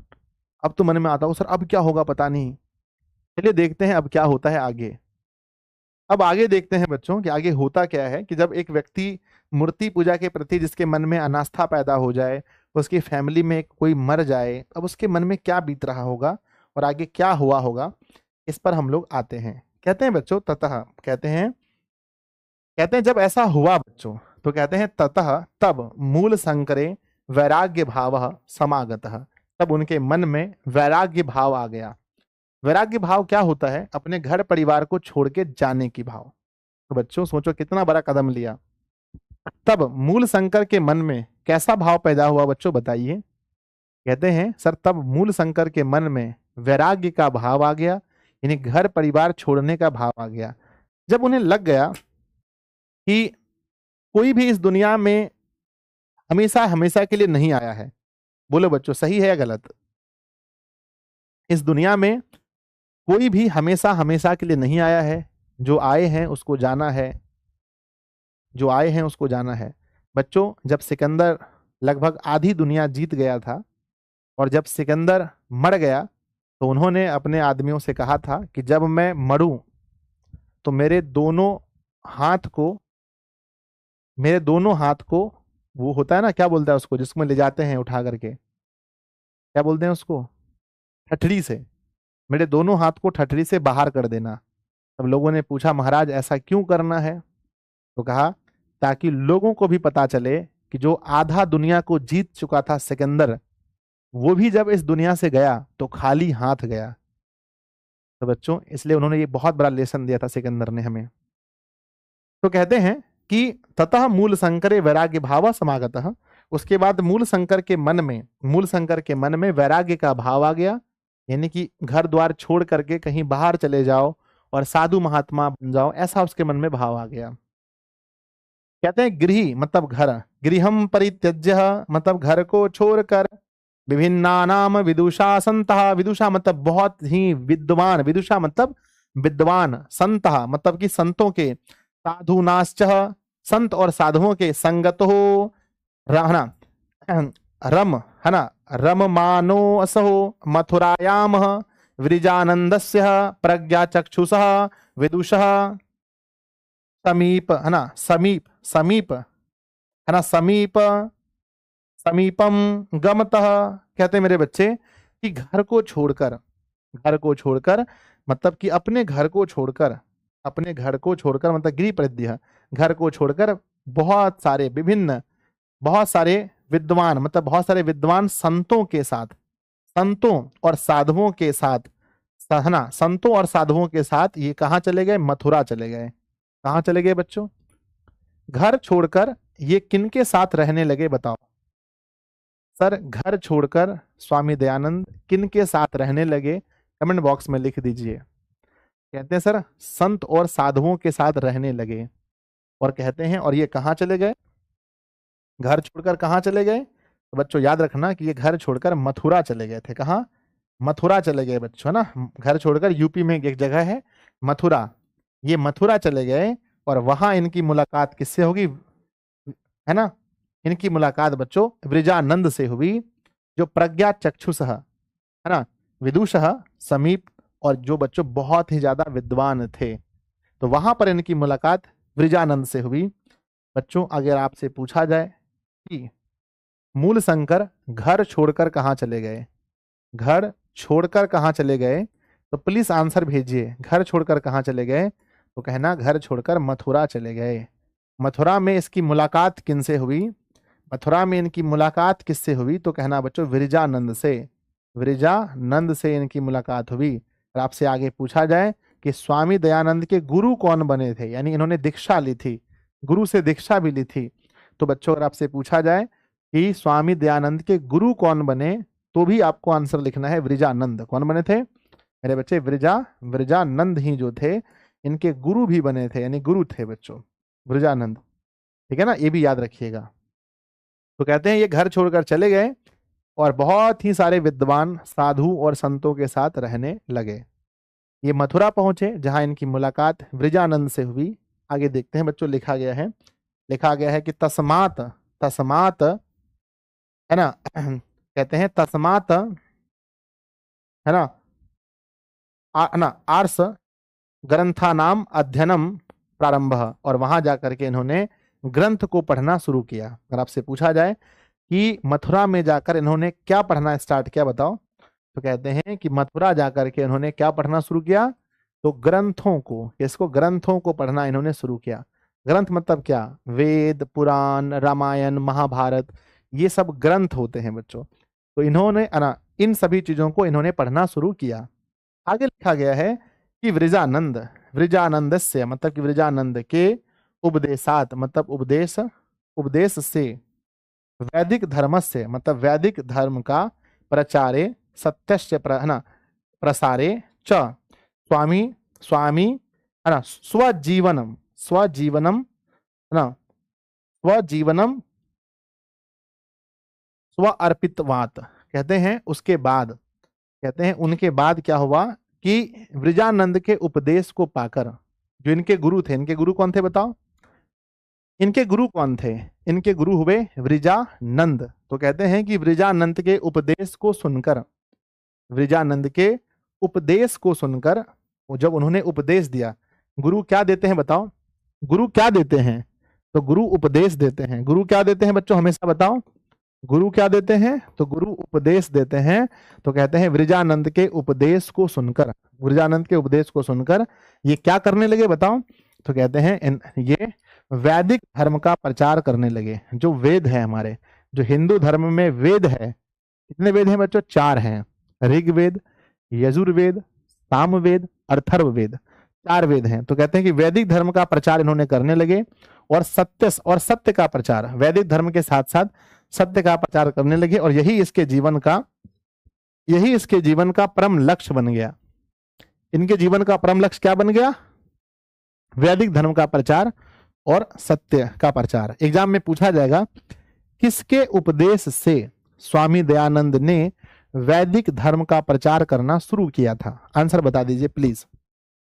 किसके उपदेश से स्वामी दयानंद ने वैदिक धर्म का प्रचार शुरू किया, तो आंसर में कहना वृजानंद के।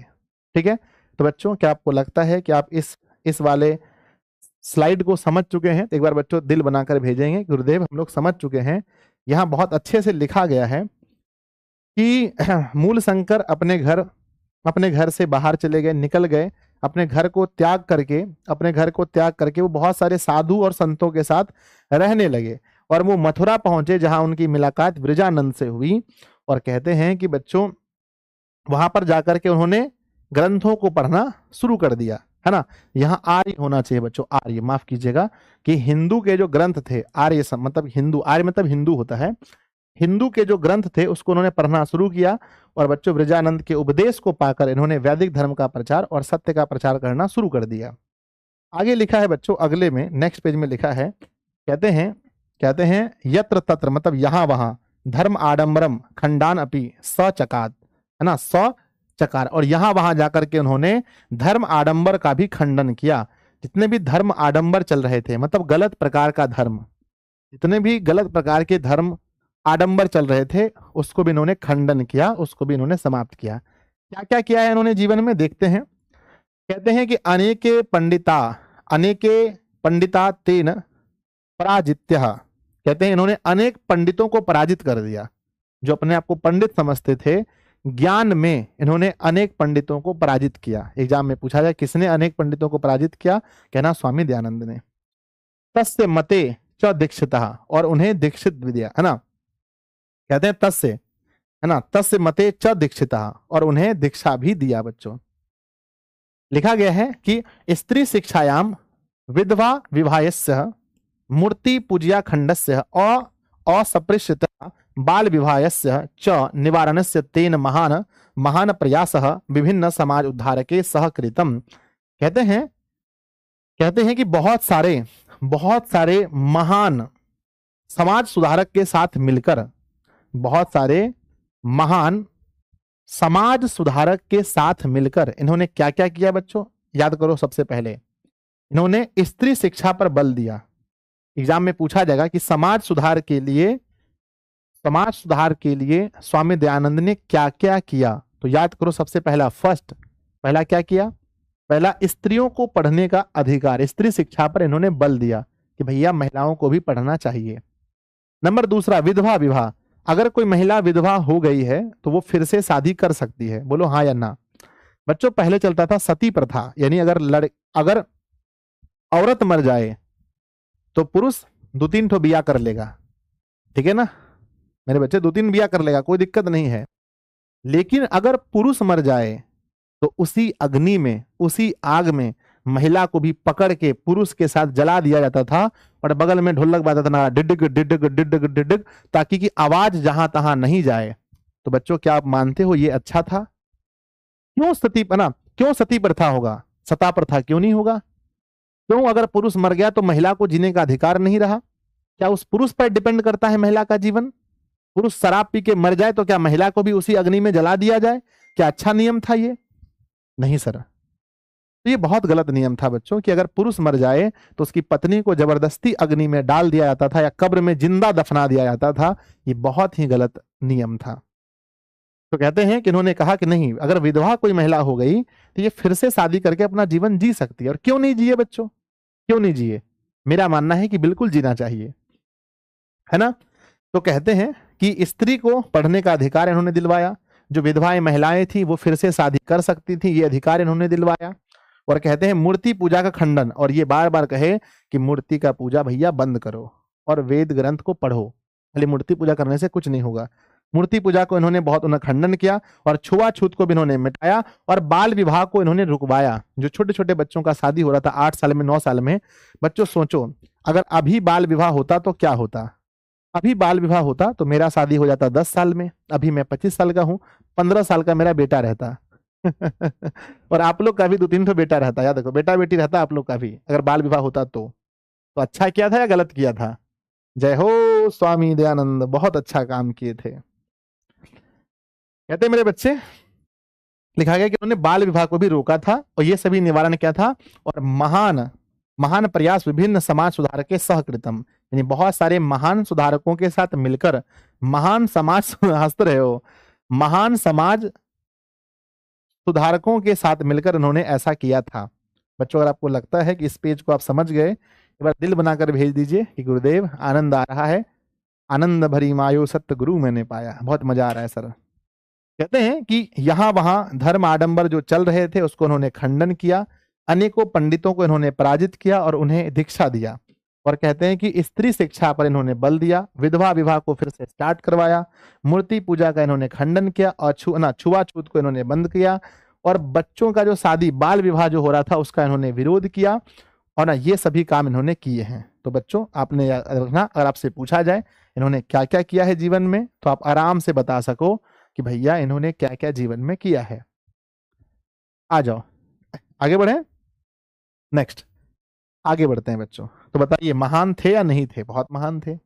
लिखा गया है स्व सिद्धांतानाम, यानी अपने सिद्धांतों को संकलनाय सत्यार्थ प्रकाश नामक ग्रंथम राष्ट्र भाषायाम विरच्य स्व अनुयायिनाम सह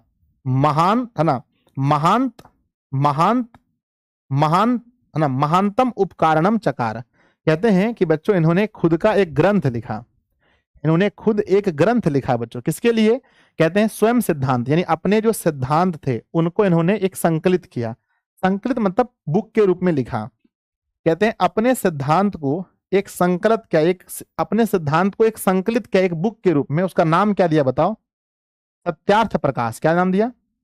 सत्यार्थ प्रकाश। तो बच्चों इनकी जो पुस्तक थी इनका नाम बताओ। स्वामी दयानंद के सिद्धांत किस पुस्तक में है? स्वामी दयानंद के जो सिद्धांत है उसका नाम क्या है मेरे बच्चे? पुस्तक का नाम है सत्यार्थ प्रकाश। सत्यार्थ प्रकाश है ना। इनकी जो पुस्तक है वो है बच्चों, नाम है उनका सत्यार्थ प्रकाश। और ये जो पुस्तक किस भाषा में है? तो बच्चों राष्ट्रभाषायाम, मतलब अपने राष्ट्रभाषा में।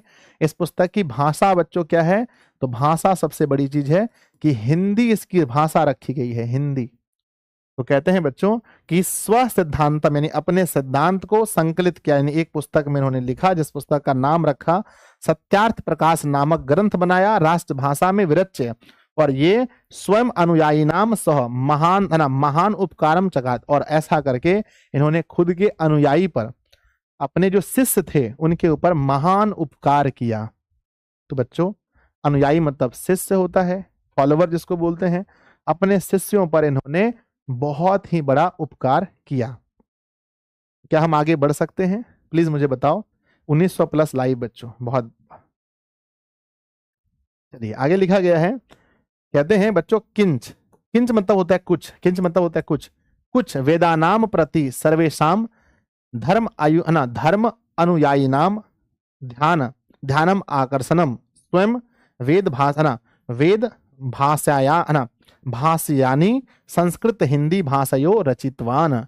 और कहते हैं कि बच्चों कुछ वेदों के प्रति, कहते हैं कुछ वेदों के प्रति, कुछ वेदों के प्रति, कुछ वेदों के प्रति सभी धर्म अनुयायी का ध्यान आकर्षण करने के लिए, कहते हैं वेदों के प्रति अनुयायियों का ध्यान आकर्षण करने के लिए उन्होंने वेद को संस्कृत के साथ साथ हिंदी भाषा में भी इन्होंने रचित किया, लिखा।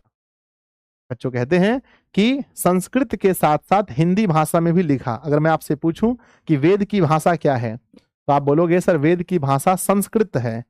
तो लेकिन बच्चों क्या संस्कृत समझ में आता है? संस्कृत समझ में नहीं आता है, सबको संस्कृत समझ में नहीं आता है। लेकिन जो वेद एसडी ने लिखे हैं, स्वामी दयानंद ने जो लिखे हैं, उसकी भाषा क्या है? तो कहते हैं सर उसमें संस्कृत भी है और प्लस में हिंदी भी है। तो कहते हैं बच्चों ऐसा वेद इन्होंने लिख दिया, कुछ ऐसे वेद इन्होंने लिख दिए जिसमें संस्कृत के साथ साथ हिंदी भाषा भी था। क्यों? क्योंकि आम लोगों को समझ में आ जाए पढ़ने के बाद, क्योंकि संस्कृत भाषा बहुत कठिन होती है। तो बच्चों याद रखना। तो कहते हैं इन्होंने स्व सिद्धांत नाम संकलनाय सत्यार्थ प्रकाश नाम। तो बच्चों आप इस पेज को समझ गए हैं? अगर नहीं समझे हैं तो एक बार चलिए फिर से बता देते हैं। कहते हैं कि अपने सिद्धांत को संकलित किया इन्होंने सत्यार्थ प्रकाश नामक पुस्तक में, अपनी राष्ट्रभाषा में यानी हिंदी में। और बच्चों ऐसा करके उन्होंने अपने अनुयायियों पर महान उपकार किया। कुछ वेदों के प्रति सभी धर्म अनुयायियों का ध्यान आकर्षण करने के लिए उन्होंने स्वयं मतलब खुद से वेद भाषिणी मतलब वेद की भाषा को संस्कृत और हिंदी में रच दिया। तो बच्चों बोलो अच्छा काम किया कि नहीं किया? Yes sir. अगर आपको ये स्लाइड समझ में आया है तो एक बार दिल बनाकर भेजें, कोई प्यारा सा इमोजी भेजें, रसगुल्ला पेड़ा जलेबी कुछ भी भेजें कि गुरुजी हम इस स्लाइड को बहुत अच्छे से पढ़ लिए हैं, यहाँ से कोई भी सवाल आ जाए तो हम बना सकते हैं। एग्जाम में पूछा जाएगा कि उनका एक ग्रंथ है बच्चों, स्वामी दयानंद का जो ग्रंथ है उनका नाम बताइए। सर सत्यार्थ प्रकाश नाम है। किस भाषा में? हिंदी भाषा में। स्वामी दयानंद ने वेदों को किस भाषा में लिखा था? तो संस्कृत हिंदी दोनों भाषा में इन्होंने लिख दिया था। ठीक है ना। आइए बच्चों देखते हैं आगे क्या होता है। लास्ट स्लाइड लिखा है बच्चों, बहुत प्यारा सा, ध्यान लिखिएगा। लिखा गया अंतिम स्लाइड में मेरे बच्चे कि प्राचीन शिक्षायाम दोषानाम दर्शित्वा नवीन शिक्षा पद्धति है ना पद्धति मसाव दर्शनयत। कहते हैं कि प्राचीन शिक्षा में दोष को पाकर, प्राचीन शिक्षा में दोष को दिखाकर, प्राचीन शिक्षा में बहुत सारे दोष थे, जो बहुत पुरानी शिक्षा पद्धति थी बच्चों उसमें बहुत सारी कमियां थी। तो प्राचीन शिक्षा में दोष को दिखाकर नई शिक्षा पद्धति को इन्होंने लागू किया था। बच्चों एग्जाम में पूछा जाएगा कि नई शिक्षा पद्धति को लागू किसने किया था। तो नई शिक्षा पद्धति बच्चों जो हमारे साथ है, जो पढ़ाने की प्रक्रिया है, नई शिक्षा पद्धति, उसको किसने लाया था? तो स्वामी दयानंद ने लाया था। तो हमने समझ लिया कि प्राचीन शिक्षा पद्धति में बहुत सारे दोष को दिखाकर नई शिक्षा पद्धति को लागू करने वाले कौन थे? तो इन्होंने लागू किया था। लिखा गया बच्चों आगे कि स्व सिद्धांतनम कार्यान्वयनाय, मतलब अपने सिद्धांत का कार्य चलता रहे, इसलिए 1875 ईस्वी वर्षे मुंबई नगर में आर्य समाज संस्थानाम स्थापना कृत्वा। कहते हैं बच्चों कि अपना सिद्धांत इनका आगे भी चलता रहे, इसलिए इन्होंने 1875 ईस्वी में, बच्चों जल्दी बताओ, 1875 ईस्वी में इन्होंने क्या किया? 1875 में इन्होंने बच्चों क्या किया? जल्दी कमेंट बॉक्स में लिखो। इन्होंने आर्य समाज की स्थापना की। तो आर्य समाज की स्थापना कब हुई? 1875 ईस्वी में। लिखा गया है कहां पर हुई बच्चों? कहां हुई? तो ये भी याद रखना है कहां हुई। तो मुंबई में आर्य समाज की स्थापना हुई, ये भी आपको याद रखना है। लिखा गया है मेरे बच्चे कि मुंबई नगरे आर्य समाज स्थापना है ना कृत्वा अनुयायी नाम कृते मूर्त रूपेण समाजस्य संशोधनो उद्देश्यम प्रकटति। और इसका उद्देश्य है ना, इन्होंने आर्य समाज की स्थापना करके, है ना, स्थापना करके किसको दिया? अपने अनुयायियों को दिया, जिसका मुख्य उद्देश्य यही है कि समाज के, है ना, इसका मुख्य उद्देश्य यही है बच्चों कि समाज में संशोधन हो। समाज में जब भी कोई कमी पाया जाए, कुछ भी कमी हो, तो बच्चों अगर कुछ भी कमी हो तो उसमें समाज में क्या किया जाए? समाज में सुधार होना चाहिए। समाज में क्या होना चाहिए? सुधार। तो बच्चों आर्य समाज की जो इन्होंने स्थापना की है, आर्य समाज की इन्होंने जो स्थापना की, आर्य समाज नामक संस्था की जो उन्होंने स्थापना की है, इसका मुख्य उद्देश्य क्या है? मुख्य उद्देश्य यही है कि यदि समाज में कभी कुछ कमी पाया जाए, कभी भी समाज में कुछ कमी हो भविष्य में भी, तो उसमें संशोधन होना चाहिए। बच्चों इसके आगे टाइप नहीं हुआ है, लेकिन इसके आगे कुछ और भी है। एक सेकंड में किताब लेकर आता हूं। इसके आगे भी है ना, एक सेकंड।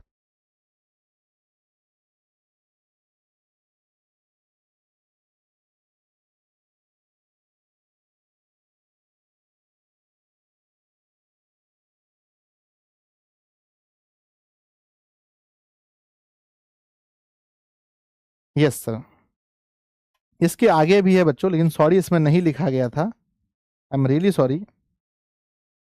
चलो आगे लिखा है मेरे बच्चे कि संप्रति, मतलब कि आज, आर्य समाजस्य शाखा प्रशाखाश्च देशे विदेशे च प्रायेण प्रति नगरम वर्तते। कहते हैं आज जो है बच्चों, आज जो है, आज के समय में आर्य समाज की शाखा, आज के समय में आर्य समाज की जो शाखा है वो देश में, विदेश में और प्रति नगर में है। तो बच्चों बताओ आर्य समाज की शाखा कहाँ कहाँ है? आर्य समाज की शाखा बताओ, आर्य समाज की शाखा कहाँ कहाँ है? तो कहना बच्चों आर्य समाज की शाखा देश में है, विदेश में है और हर नगर में है। हर नगर में है, जो भी बड़ा बड़ा नगर है। कहते हैं कि सर्वत्र, मतलब सभी जगह, समाज दूषणानी, मतलब सभी जगह जो समाज में प्रदूषण है, जो भी है ना, मतलब कि बुरी चीजें हैं, शिक्षा मलानी च शोधयंती, और हर जगह ये क्या कर रहा है?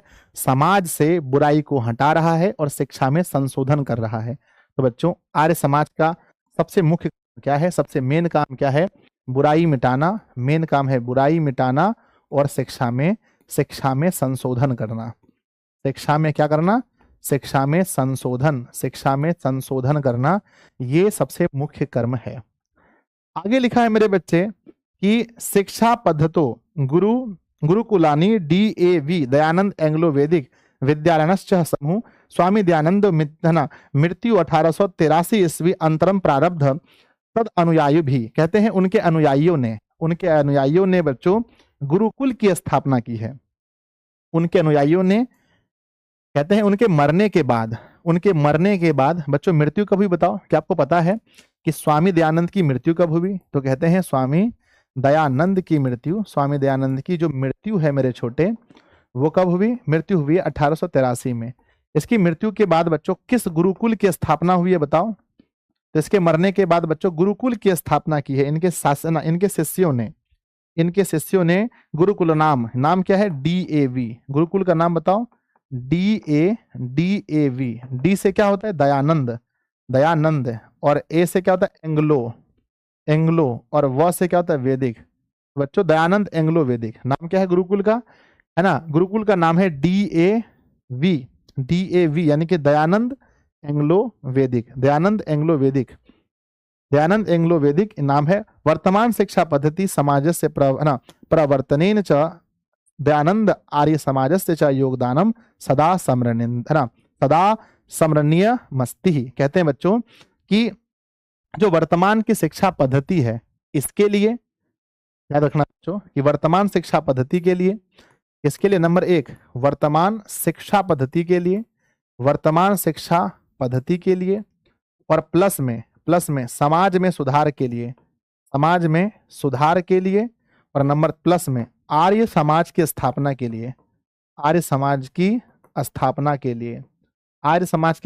के लिए हम इन्हें हमेशा याद रखेंगे। पूरी दुनिया हमेशा इन्हें याद रखेगी। बोलो हाँ या ना? Yes sir. तो प्यारे बच्चों इन सभी कर्म के लिए, इन सभी चीजों के लिए वर्तमान की जो हमारी शिक्षा पद्धति है और समाज में जो उन्होंने सुधार करवाए हैं और जो आर्य समाज की उन्होंने स्थापना की है, इसके लिए बच्चों पूरी दुनिया स्वामी दयानंद को हमेशा हमेशा हमेशा के लिए याद रखेगी। क्या आप याद रखोगे बच्चों? जल्दी बताओ, यस और नो, जल्दी से। क्या आप याद रखोगे, हाँ या ना? बच्चों मुझे भरोसा है कि आप भी इस चीज को याद रखोगे कि सर हाँ इन्होंने बहुत अच्छे कर्म किए हैं। याद रखना बहुत जरूरी है ना बच्चों? तो आपको चैप्टर कैसा लगा प्लीज मुझे बताइए कि मेरे प्यारे प्यारे बच्चों को चैप्टर कैसा लगा? चैप्टर कैसा लगा आपको बताओ।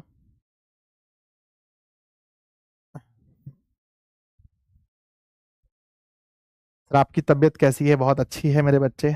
आपको चैप्टर कैसा लगा? सर मस्त लगा, बहुत अच्छा लगा, गजब लगा। लगना भी चाहिए बच्चों, हमेशा अच्छा लगना चाहिए।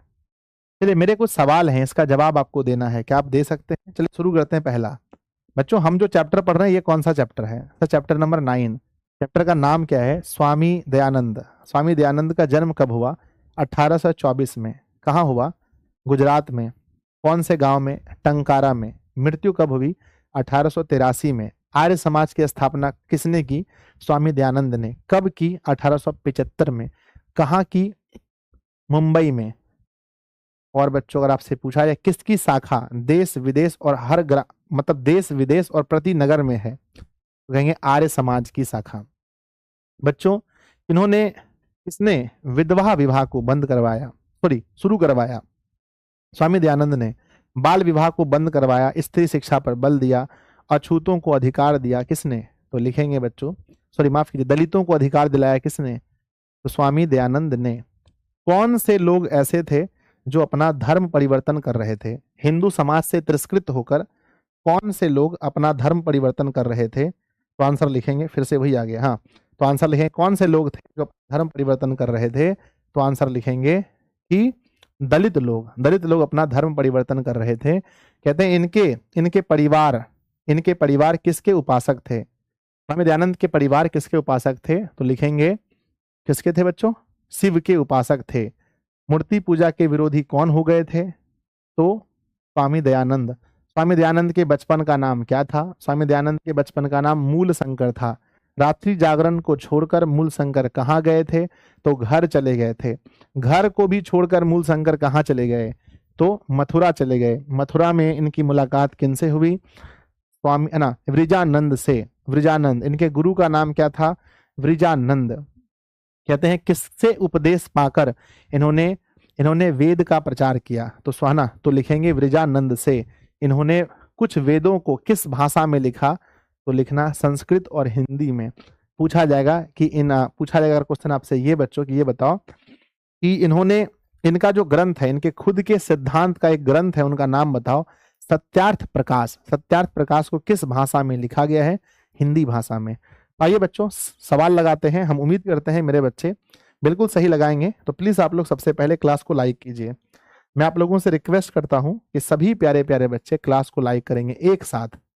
प्लीज सब लोग लाइक करेंगे, क्लास को जल्दी से लाइक कर देंगे। जितने बच्चे हैं सब लोग क्लास को लाइक करेंगे जल्दी से, जितने भी प्यारे प्यारे बच्चे हैं। सवाल शुरू हो रहा है। पहला सवाल है कि गुजरात प्रदेश स्थित टंकारा किसका जन्म स्थान है? तो आपको पता है कि टंकारे में स्वामी दयानंद का जन्म हुआ था, ऑप्शन सी। अगला है स्वामी दयानंद के गुरु कौन थे? स्वामी दयानंद के गुरु ब्रिजानंद थे, ऑप्शन सी।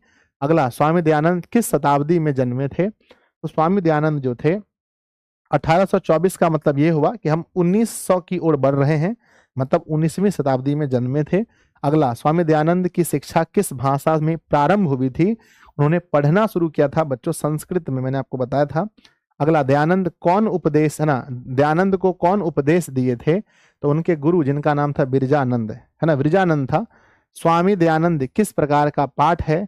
तो बच्चों लघु कथा, निबंध है, काव्य है, कथा है? निबंध है, ये एक निबंध है। स्वामी दयानंद एक प्रकार का निबंध है। अगला क्वेश्चन है आर्य समाज के संस्थापक कौन है? आर्य समाज के संस्थापक स्वामी दयानंद है, ऑप्शन सी।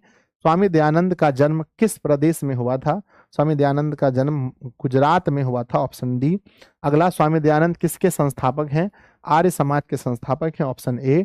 स्वामी दयानंद ने किसकी रचना की है? वेद की, मेघदूतम की, सत्यार्थ प्रकाश की या पुराण की? तो आपको पता है कि बच्चों उन्होंने सत्यार्थ प्रकाश की रचना राष्ट्रभाषा में की है, ऑप्शन नंबर सी होगा। प्लीज मुझे बताइए 10 सवाल में मेरे प्यारे बच्चों ने 10 में कितना सही किया है? प्लीज प्लीज प्लीज बताओ कि 10 सवाल में आपने कितना सही किया है? बच्चों 10 में से आपने कितना सही किया है? 10 में से 10 होना चाहिए मुझे लगता है सभी बच्चों का। 10 में से 10, 10 में से 10। आज जो अगला क्वेश्चन लिखा गया है, अगला सवाल है स्वामी दयानंद का निधन कब हुआ? तो हमने पढ़ा था अभी 1883 ईस्वी में उनकी मृत्यु हो गई। अगला क्वेश्चन है किसका नाम मूल शंकर था? तो स्वामी दयानंद का नाम मूल शंकर था। अगला आता है स्वामी दयानंद का जन्म किस ईस्वी में हुआ था? जन्म तो हर किसी को पता है 1824 में हुआ था। अगला, स्वामी दयानंद का बचपन का नाम क्या था? बचपन में से मूल शंकर के नाम से सब जानते थे। अगला, स्वामी दयानंद का जन्म किस प्रकार के परिवार में हुआ था? इनकी फैमिली कैसी थी बच्चों? फैमिली कर्मकांडी फैमिली थी, मैंने बताया था पहले उस समय। दयानंद का परिवार किसके उपासक थे? तो दयानंद के परिवार भगवान शिव के उपासक थे, हम लोग पढ़ लिए थे। कौन हिंदू समाज से तिरस्कृत होकर धर्म परिवर्तन कर रहे थे? आपको पता है दलित लोग ऐसा कर रहे थे। अगला, आर्य समाज की स्थापना किस नगर में हुई थी? आर्य समाज की स्थापना मुंबई में हुई थी। आर्य समाज की स्थापना किस ईस्वी में हुई थी? आर्य समाज की स्थापना 1875 ईस्वी में हुई थी। अगला क्वेश्चन, सत्यार्थ प्रकाश नामक ग्रंथ को किस भाषा में लिखा गया था? मैंने बोला बच्चों की राष्ट्रीय भाषा में, यानी उस समय इसको हिंदी भाषा में लिखा गया था।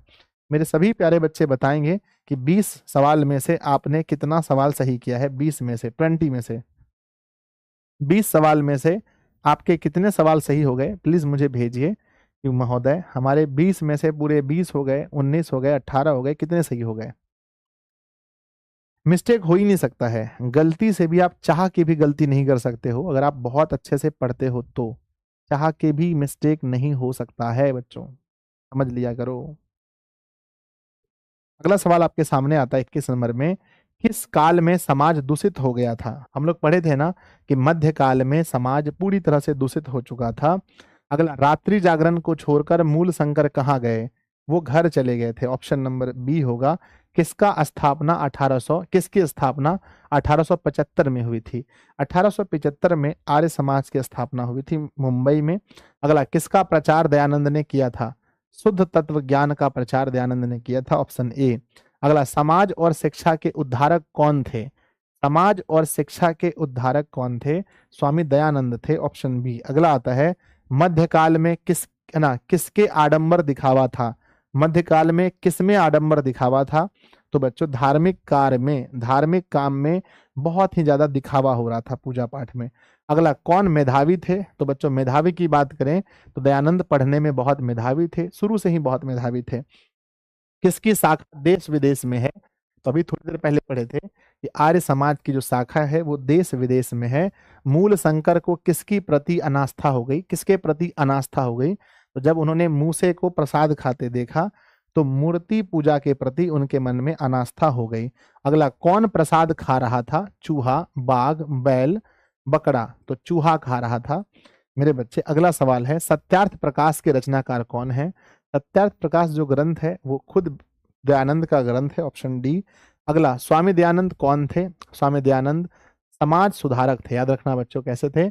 समाज के सुधारक थे, तो शिक्षाविद नहीं, समाज सुधारक याद रखेंगे। अगला सवाल है, स्वामी दयानंद का जन्म किस गांव में हुआ था?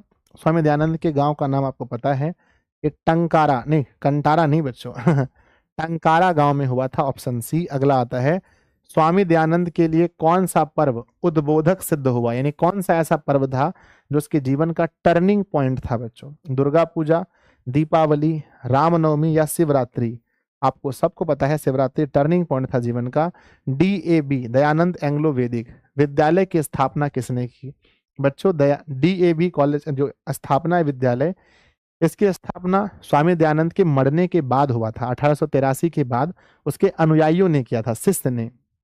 स्वामी विरजानंद ने, स्वामीनंद ने, राम मोहन ने, दयानंद के अनुयायी ने। तो दयानंद के अनुयायियों ने किया था। मूल शंकर को विरजानंद के दर्शन कहाँ हुए थे? मूल शंकर को विरजानंद यानी गुरु उनके कहाँ मिले थे? मथुरा, वृंदावन, वाराणसी या प्रयाग में? तो मथुरा में मिले थे। मूल शंकर को मूर्ति पूजा के प्रति अनास्था होने के दूसरे वर्ष में किसका निधन हो गया?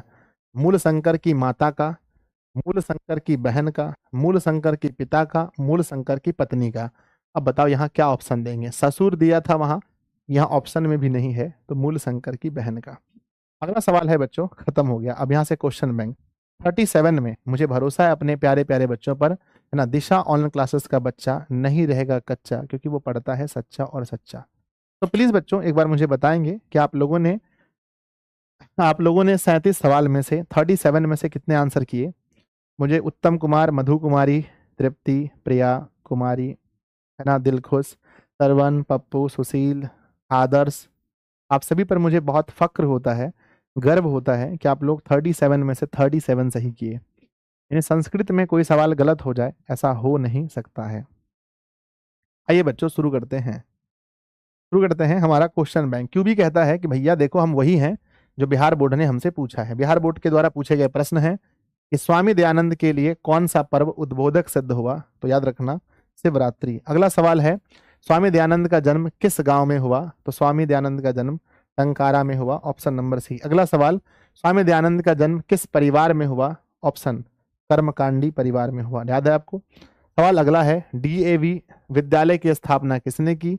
तो स्वामी दयानंद के अनुयायियों ने। स्वामी दयानंद का परिवार किसके उपासक थे? जस्ट हम लोग पढ़े थे कि भगवान शिव के उपासक थे। स्वामी दयानंद ने किस संस्था की स्थापना की?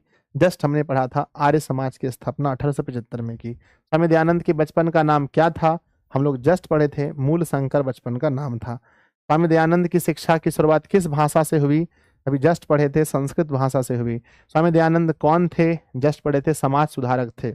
अगला, आर्य समाज की स्थापना, आर्य समाज संस्था के संस्थापक कौन है? तो स्वामी दयानंद हैं, ऑप्शन नंबर बी। अगला आता है, स्वामी दयानंद ने किस नगर में आर्य समाज की स्थापना की? आर्य समाज की स्थापना कहाँ पे हुई थी? तो बच्चों कहते हैं मुंबई में हुई थी, ऑप्शन बी। स्वामी दयानंद का जन्म कब हुआ? 1824 में हुआ। अगला है ना, गुजरात प्रदेश स्थित टंकारा गांव में किसका जन्म स्थान है? तो स्वामी दयानंद का है, ऑप्शन नंबर सी। अगला आता है, स्वामी दयानंद का जन्म किस राज्य में हुआ?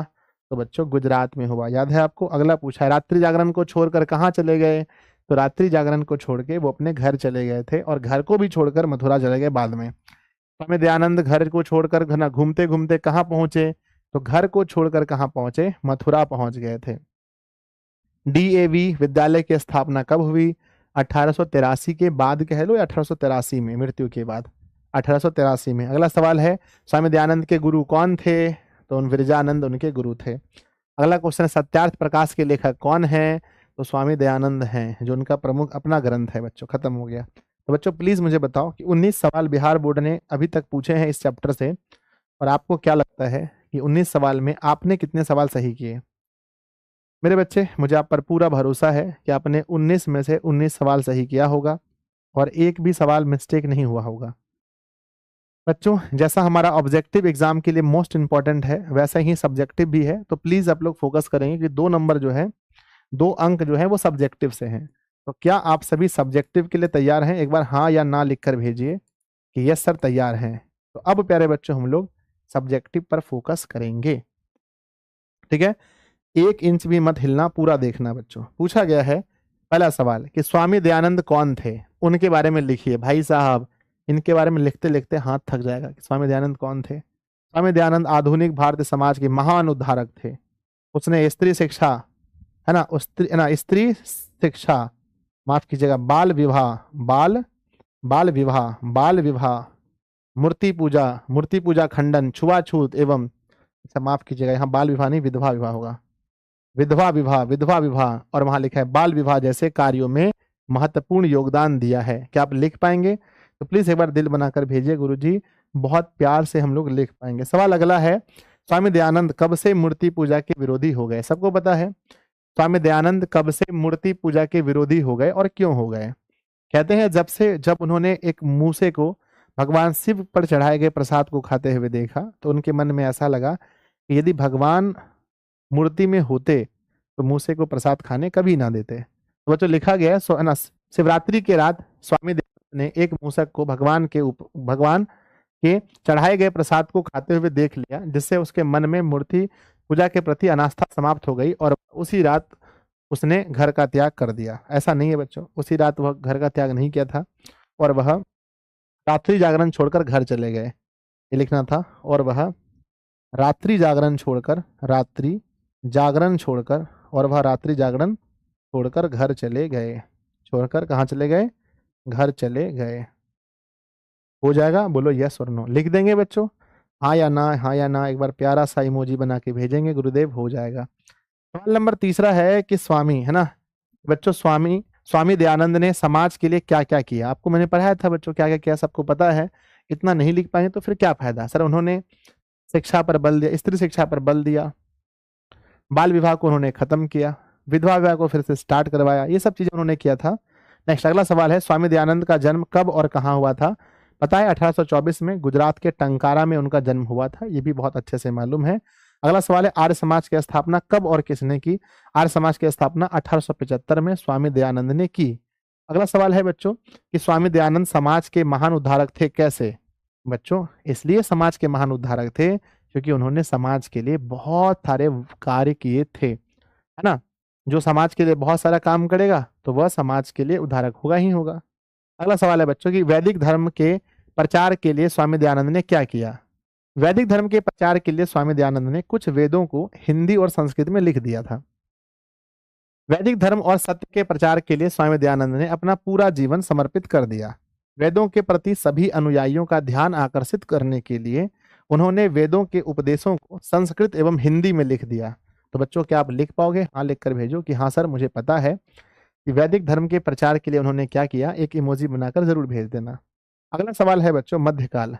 लिखा गया है कि मध्यकाल में भारतीय समाज में फैली कुरीतियों का वर्णन अपने शब्दों में करें। आपको मैंने बताया है कि मध्यकाल में कौन कौन सी कुरीतियां थी। छुआछूत था, जाति विभेद था, स्त्री शिक्षा पर विभेद था, विधवा विवाह पर विभेद था और मेरे बच्चे कह सकते हैं बाल विवाह पर था। तो कहते हैं मध्यकाल में अनेक गलत रीति रिवाजों से भारतीय समाज दूषित हो गया था। जातिवाद, छुआछूत, अशिक्षा, विधवा की दुर्गति आदि अनेक उदाहरण थे जो भारतीय समाज को अंधेरे की ओर ले जा रहे थे। दलित हिंदुओं ने समाज से अपमानित होकर धर्म परिवर्तन शुरू कर दिए थे। ये हाल था मध्यकाल में। अगला क्वेश्चन है बच्चों, स्वामी दयानंद ने समाज के उद्धार के लिए क्या क्या किया है? ये वही रिपीट क्वेश्चन है जो हम लोगों ने कई बार पढ़ा है। क्या क्या किया है आपने पढ़ा है। अगला सवाल है, महाशिवरात्रि पर्व स्वामी दयानंद के जीवन का उद्बोधक कैसे बना?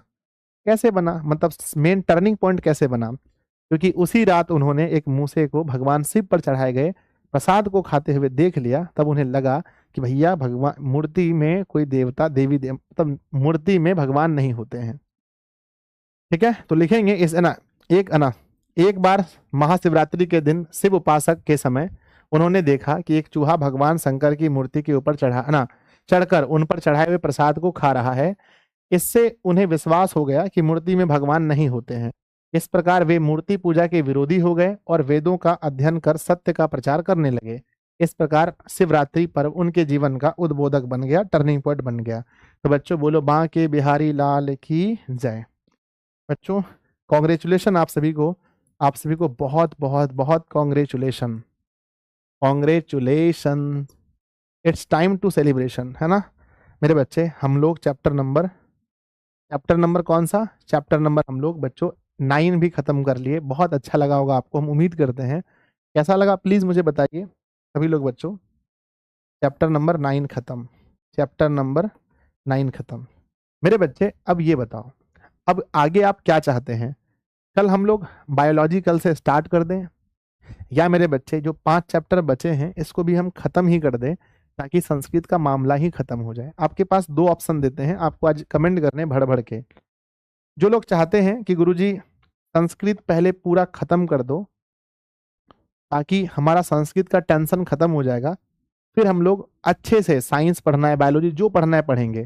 जिनको लगता है कि सर संस्कृत खत्म कर दो, संस्कृत खत्म कर दो, जिनको लगता है वो लोग कमेंट बॉक्स में लिखना। जिनको ये लिखना है कि नहीं सर कल से बायोलॉजी शुरू हो, कल से बायो स्टार्ट हो, ठीक है मेरे बच्चे। आप जो कहोगे मैं देखना चाहता हूँ आप कैसा सोचते हो कि सर संस्कृत पूरी तरह से खत्म कर दो, या नहीं सर संस्कृत को अभी रोक दो, बहुत पढ़ लिए, बायोलॉजी कल से स्टार्ट होना चाहिए। चलो बायोलॉजी बायोलॉजी बायोलॉजी बायोलॉजी, चलो ठीक है, अधिकांश बच्चे बायोलॉजी चाहते हैं। बच्चों कल स्टार्ट होगा बायोलॉजी, आप सभी तैयार रहिएगा। कल शुरू हो रहा है क्या? बायोलॉजी, है ना, बायोलॉजी है। सभी लोग पढ़ेंगे बहुत मन से, अपने दोस्तों को, भाइयों को, बहन को, सभी लोगों को कह देना भाई कि गुरुजी बायोलॉजी स्टार्ट कर रहे हैं। और संस्कृत 9 है ना, अगले सप्ताह बच्चों हम लोग संस्कृत का 5 चैप्टर बचा है, 5 दिन लगता। अगर अभी हम स्टार्ट करते पढ़ाना तो बच्चों अभी हमारे पास इस सप्ताह में 4 दिन था, तो लगभग इस सप्ताह में संस्कृत खत्म हो जाता, फिर हम लोग निश्चिंत होकर के बायोलॉजी पढ़ते बहुत मस्ती से। ठीक है, खैर चलो बायोलॉजी अगर आपने कहा है तो बायोलॉजी स्टार्ट करते हैं, कल से बहुत मजा आएगा। तो याद रखना टाइम बच्चों 6 बज करके हाईएस्ट 15 मिनट में कल शुरू हो जाएगा। लेट से लेट भी अगर हम करेंगे 6:15 में कल शुरू कर देंगे, याद रखना। अभी फिलहाल मैथ की क्लास है बच्चों, कितने बजे? अभी आपकी मैथ की क्लास है एप्लीकेशन पर बच्चों 8:15 PM में। तो बच्चों सब लोग जुड़ना ना भूलें, एप्लीकेशन पर अभी क्लास होने वाला है, जहां हम लोग 7वां चैप्टर पढ़ रहे हैं। बहुत मजा आएगा। मिलते हैं बच्चों अगली क्लास में, तब तक के लिए आप पढ़ते रहिए, हंसते रहिए, मुस्कुराते रहिए। स्कूल आपका बंद हो गया है, अगर आप लोग कहेंगे बच्चों कि नहीं सर मैथ की क्लास सुबह कर दीजिए ताकि हमारा संस्कृत और आगे बढ़े, तो बच्चों है ना, अगर आप लोग कहेंगे कि सर सुबह क्लास मैथ का कर दो, ठीक है, तो बच्चों कुछ दिन हम मॉर्निंग में आपको मैथ पढ़ा देंगे और इवनिंग में हिंदी पढ़ा देंगे, ठीक है ना। तो बच्चों चलो, स्कूल अगर बंद हो गया है तो मैथ की क्लास बच्चों कल सुबह भी होगी, अभी तो होगी ही 8:15 में, और कल सुबह भी बच्चों 7 बजे क्लास होगी। जिससे क्या होगा, 7 कर दें या 8 कर दें बच्चों? 7 ठीक रहेगा क्या? 7 बजे थोड़ा सा मिस्टेक, उतना सुबह सुबह दिक्कत हो सकता है मुझे बच्चों, प्रॉब्लम ना हो जाए, प्रॉब्लम ना हो जाए, ठीक है। 7:30 कर दें, 7:30? नहीं नहीं, जो टाइम है वही रहने देते हैं, 7 AM, ठीक है बच्चों, 7 बजे। तो सुबह 7 बजे भी होगी। तो मिलते हैं अगली क्लास में, तब तक के लिए आप पढ़ते रहिए, हंसते रहिए, मुस्कुराते रहिए। लव यू बच्चों, बाय। अभी क्लास होगी 8:15 में मैथ की क्लास, और फिर सुबह भी होगी सुबह 7 बजे, ठीक है। बाय सभी को।